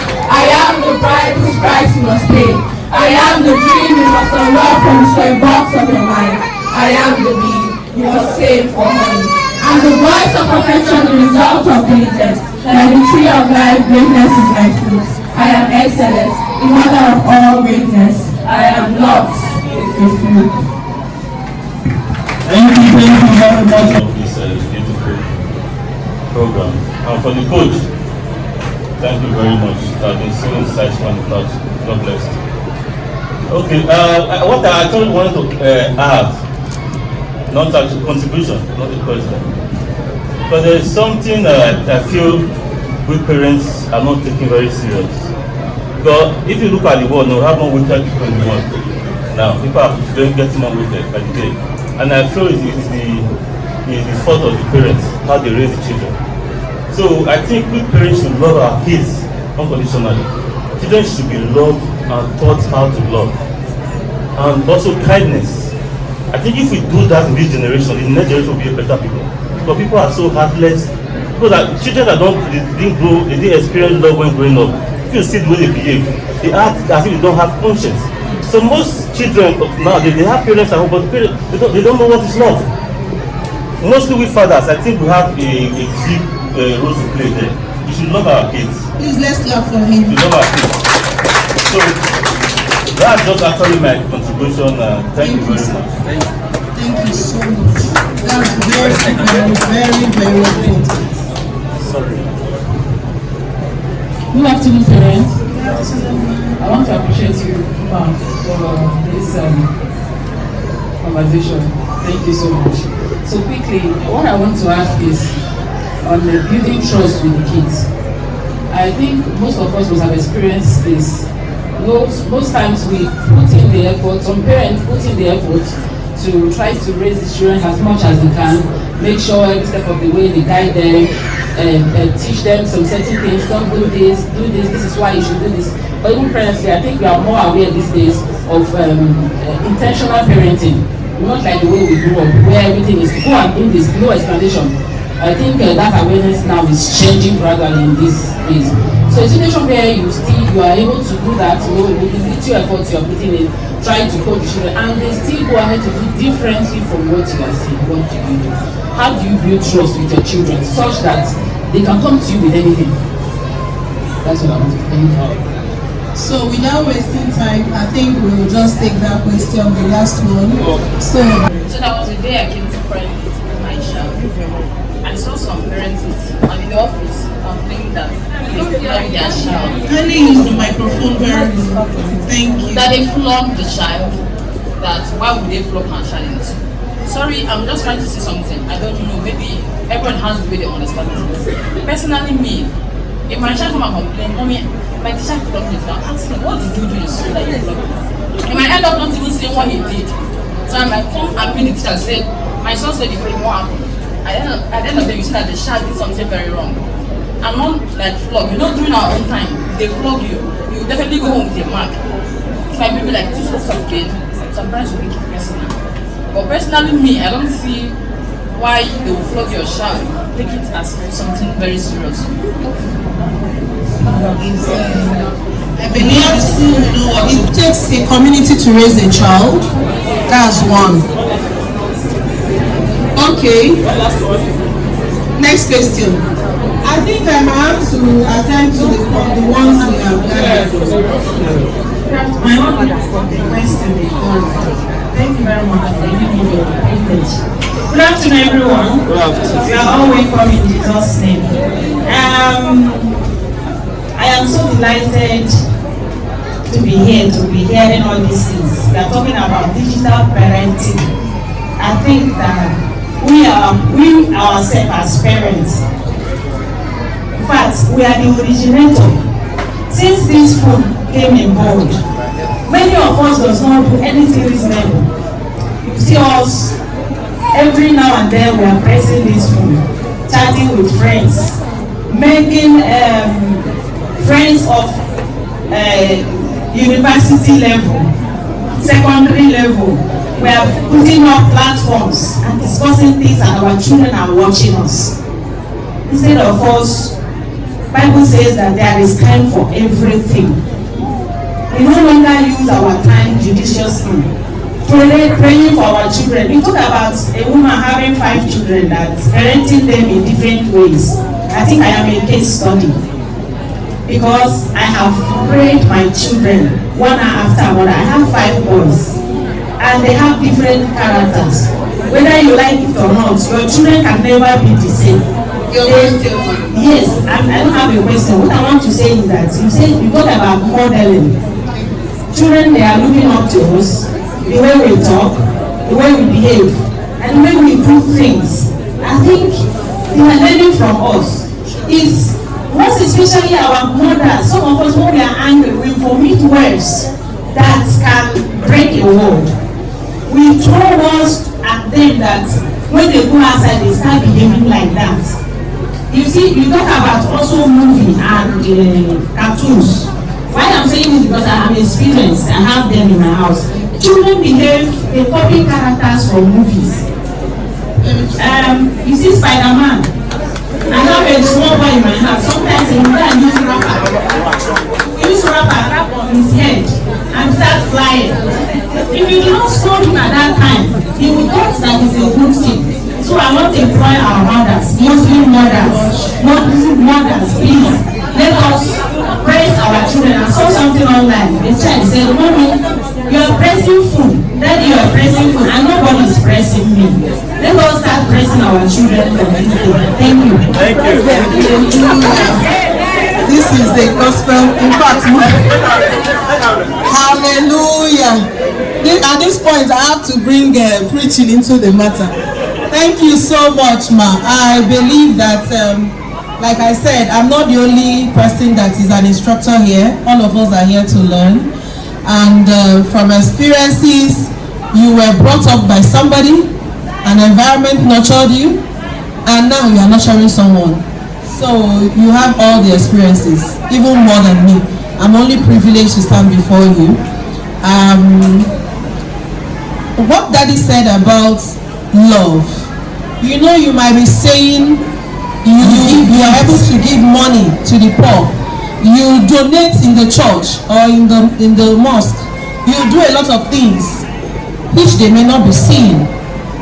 The one they see is how you talk down on the waiter, your house help, the people that work with you, how you go to their school to fight because they were flogged or they were punished or whatever. They see how you talk on phone, how you respond to people.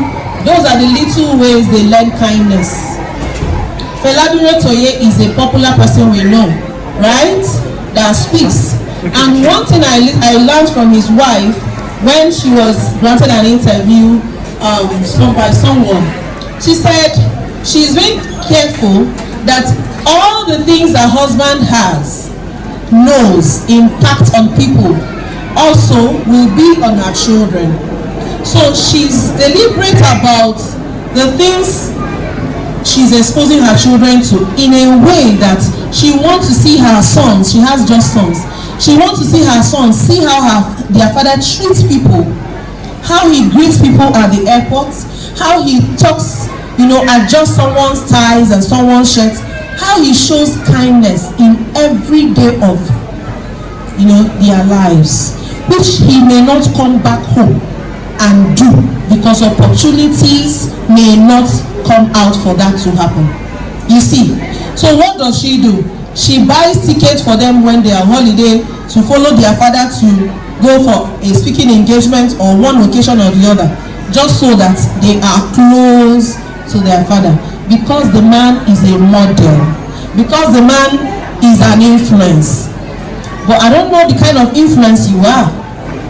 That is the question. Being a parent is different from being an influence. So you might be a parent, give birth to a child, but the life you are living, is it influencing positively or negatively? Nobody will ever agree that they are influencing negatively. After all, you pay their school fees. After all, you provide food. After all, you gave them roof over their head. What are they talking about? What other kind of influence?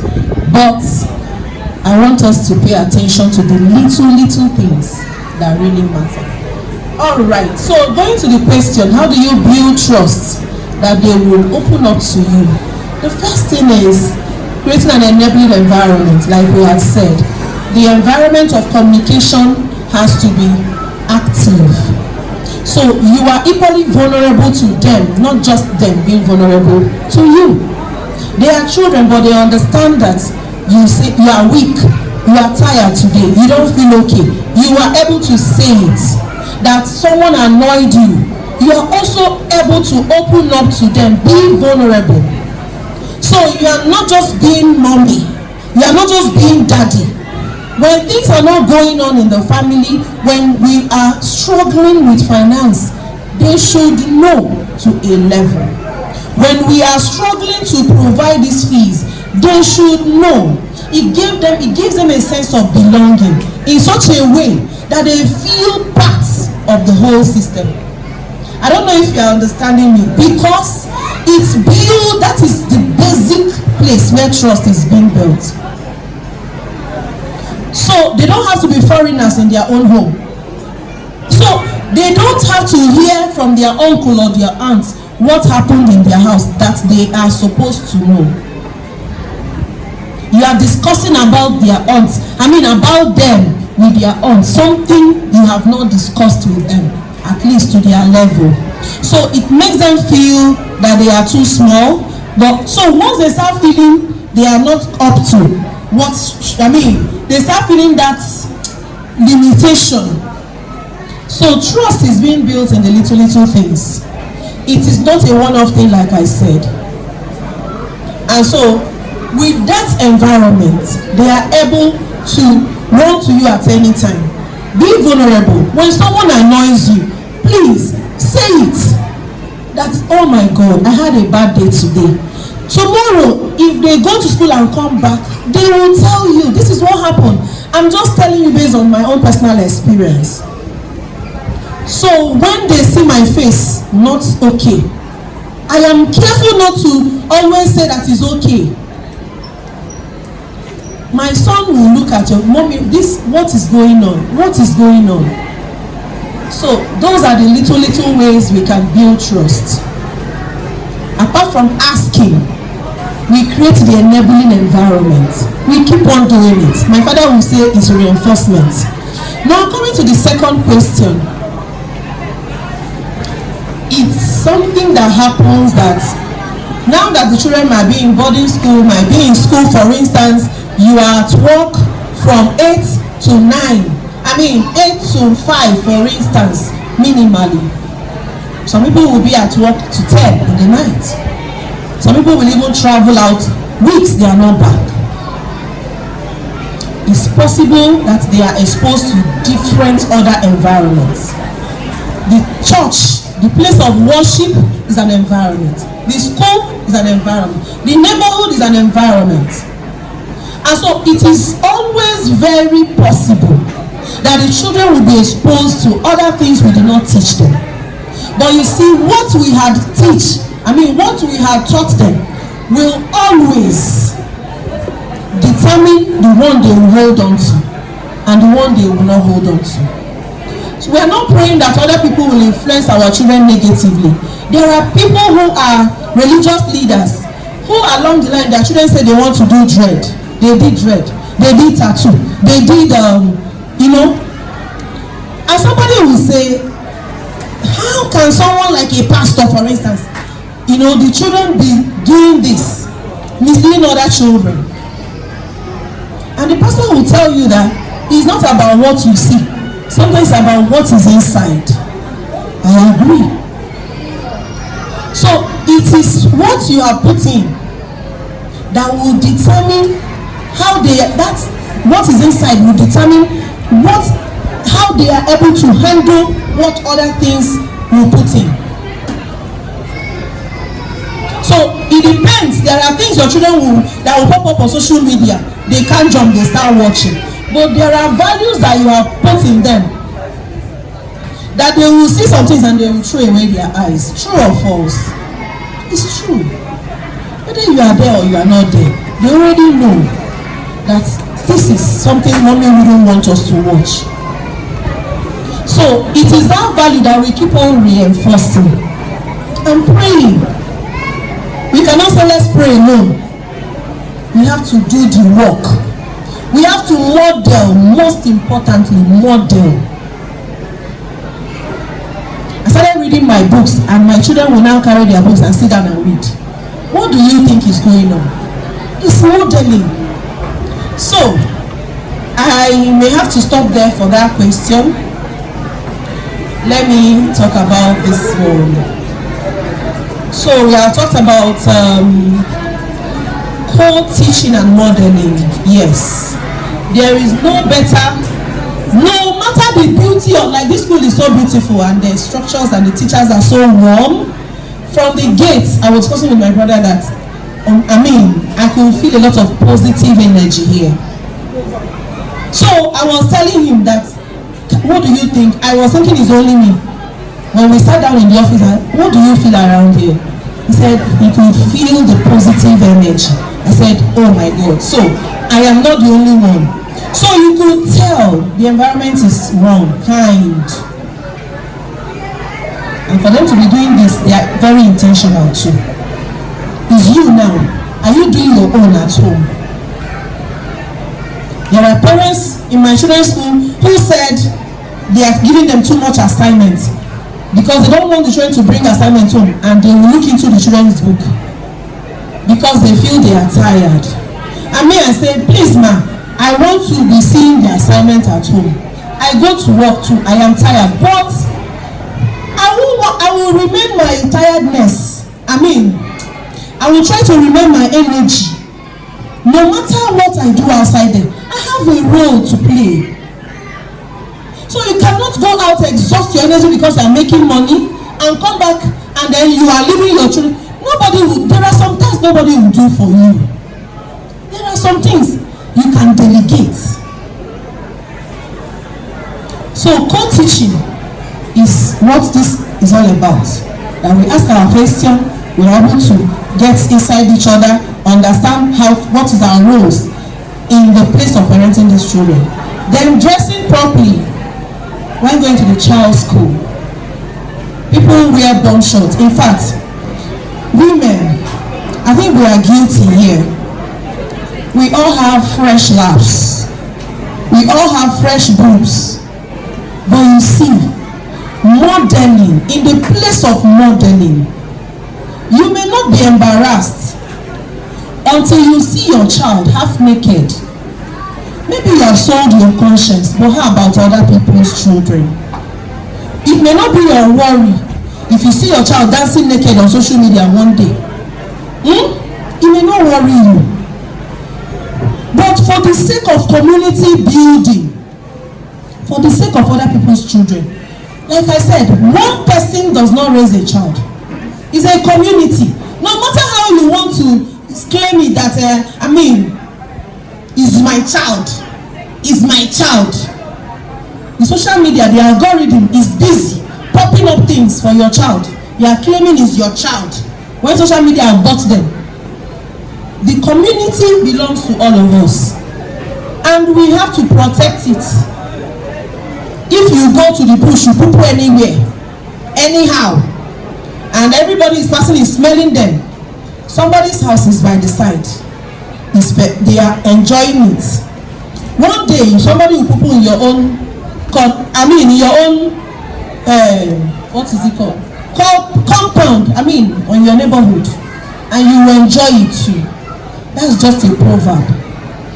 Now, we have the responsibility to protect the community. Please, you do it in your house, you go naked in your house.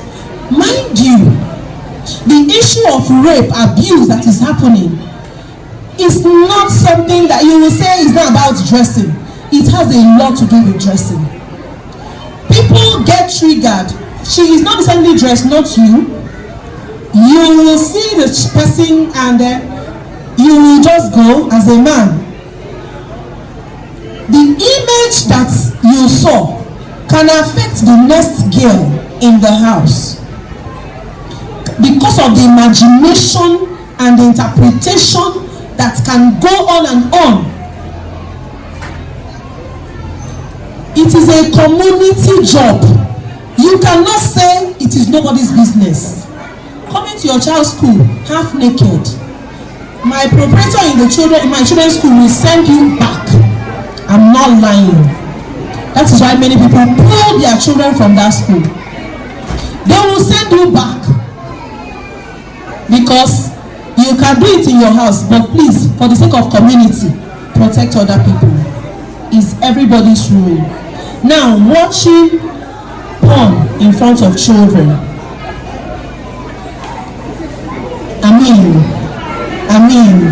They will not tell you, but the teachers know. You see, there are things you won't know the children know, but your children's teachers, they know a lot. They hear a lot. You see, it is, I don't know if I should call it an abomination. God help me. Maybe it's an abomination to do such a thing. You are almost introducing your child to see where men and women are messing up, having good time. For what? For what purpose? What is your goal? If not that you want to raise an addict, an abuser. I know of a man in the course of this our counseling and psychotherapy work. We found out that because her mom, her sisters were usually naked in the house, people go around the house dangling things, moving around without wearing clothes. It's a normal thing in their house. It was his child. He became an adult, married, became a father. He started doing some funny things to his child. It is not because psychology will explain it to you, which time will not permit us. But there are things that, the brain has different parts and different functions. So, there are things that will be on your subconscious, relaxing them. A time will come when they will come to manifestation. Those are images you have seen years back without knowing that the brain recorded it and somehow is going to wait for the time to manifest. That is why we have to be intentional now. Why will you expose your nakedness to the boy child as a mother? It's because you are feeling you are all family. I'm his mother, it doesn't matter. But will he have all the time his mother and his sister all around him all the days of his life? What of other women that will be exposed to them that are not related to them? What do you think will happen? Do you know the effect of that image they are seeing? It is as watching pornography in front of the children. That image will manifest. That is where we have people who will rape people, who will use their hands land and destroy children because they want to have fun. Please, if you don't love your child enough, for the sake of the way you have been condemning the government for doing what is wrong, you too protect the community.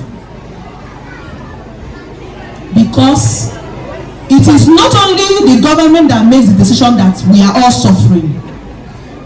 The popular is it Ochachu or what's that girl's name?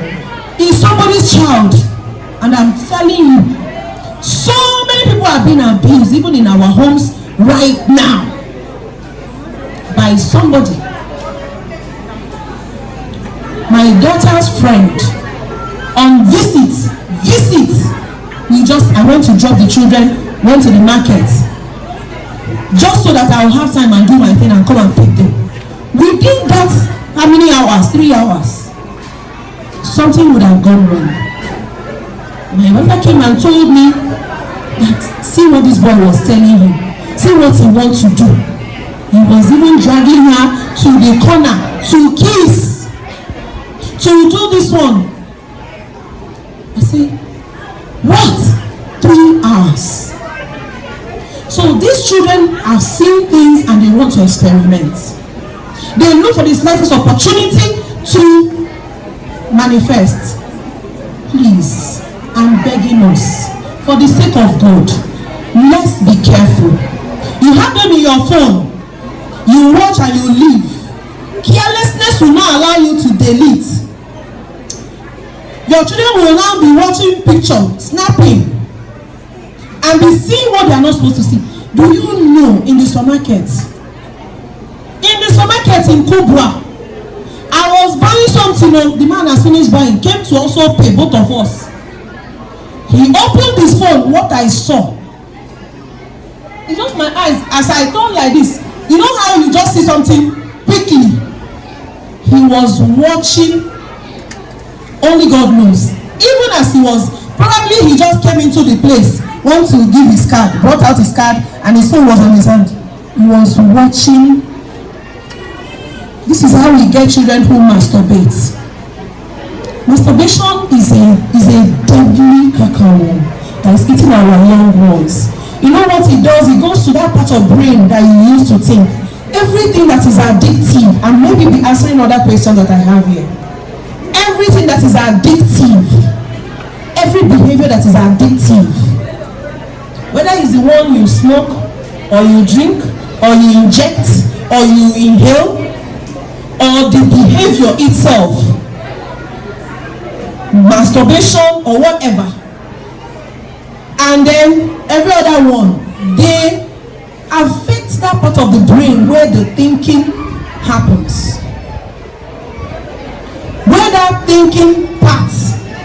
So people cannot focus, people will lack concentration, people will not be able to make effective and critical decision for their lives.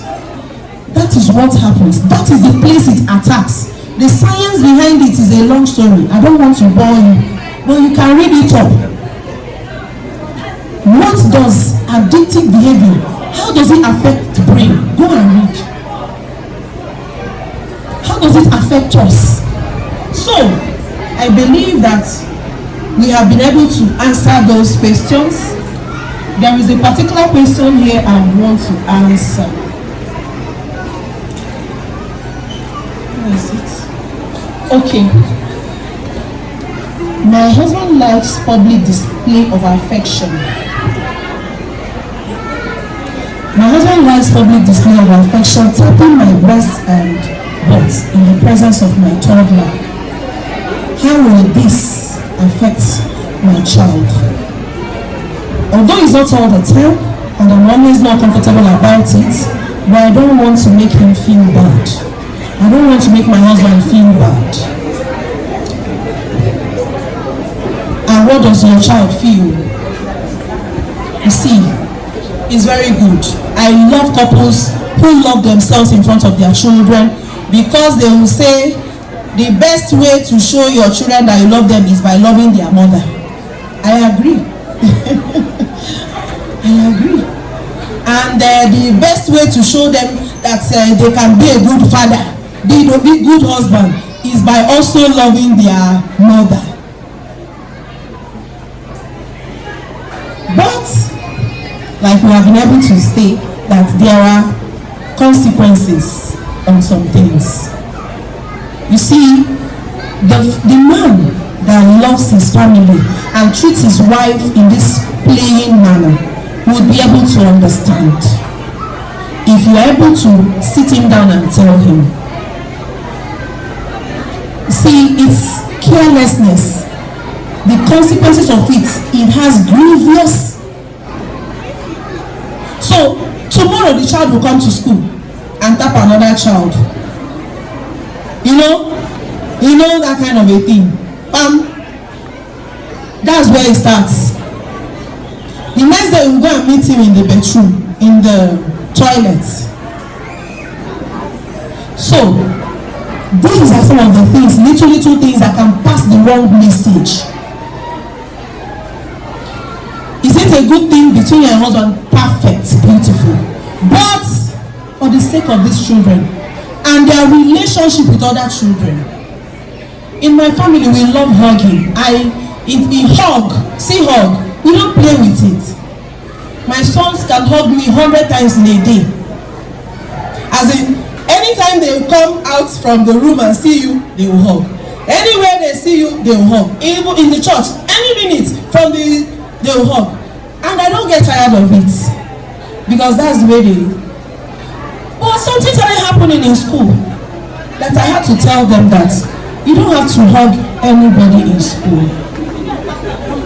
They started carrying the affection to school. I love it. I see when they run to their friends. Oh my God! Let me down. This person. You love the joy, innocent joy. But those children whose parents don't understand hug can interpret it in another way. And that is where the issue comes. So every community has a language. In this community that is our home, this is our language, my darling. Please, when you people go to the school community, don't speak it. It's just like speaking Hausa to a community of Igbo people. Are you getting me? So every community has a language. We love it. Let's keep it to our home. And they shouldn't go beyond hugs. So, it is something we have to talk about. As public display of affection is good.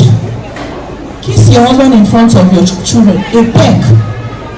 People might even kiss and kiss. I see it happening on movies. I didn't know people do it on real time. So you just stand in front of your children and be doing it. What are you trying to do? It's almost the same thing as tapping breast and tapping butt. They want to practice. Innocently, they want to practice. I just believe you get the message. So that conversation, have it with your love. Let's have restriction. Now we have children, we're no longer in love, sweetheart. We need boundaries. We need boundaries for the sake of our children and their future. Boundaries on the things we watch, the things we do, and the things we allow them to see. I have a son that loves football and knows so much about it. He can spend time watching and talking about it, but this passion dissipates when he mentions when you mention reading. How can I make him to have same passion for reading too? Do you understand? You see, you are not the only one that has a son that has passion for football. Honestly. But you see, the passion for both may not be on the same level. However, no matter how little he has for reading, we can increase it. We can increase it too. It may not be on the same level with football, but we can increase the passion for reading. by how we talk, how we expose, the things we expose them to, how we are able to validate that passion they have for football and let them know the importance of this other one, so that they will not suffer. Give them practical people who must have how this help them, how they are able to balance the two. Their brain can be conditioned in different ways. It depends on you. What tool are you using? And please feel free to find parenting classes and register.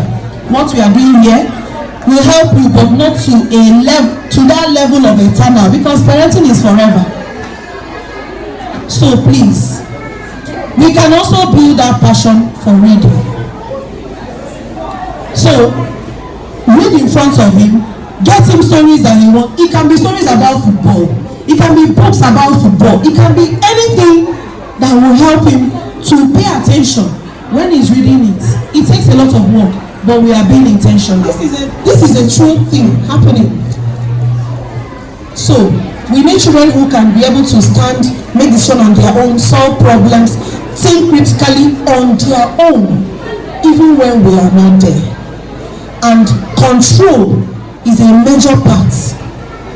Control, routine, schedule, discipline is a major part. It's not just about screen. It's also about every other thing they do. I believe I've been able to answer all the questions. Thank you very much. Thank you very much, ma'am. Thank you. It's been a long session, but a very impactful one. Thank you very much for this wonderful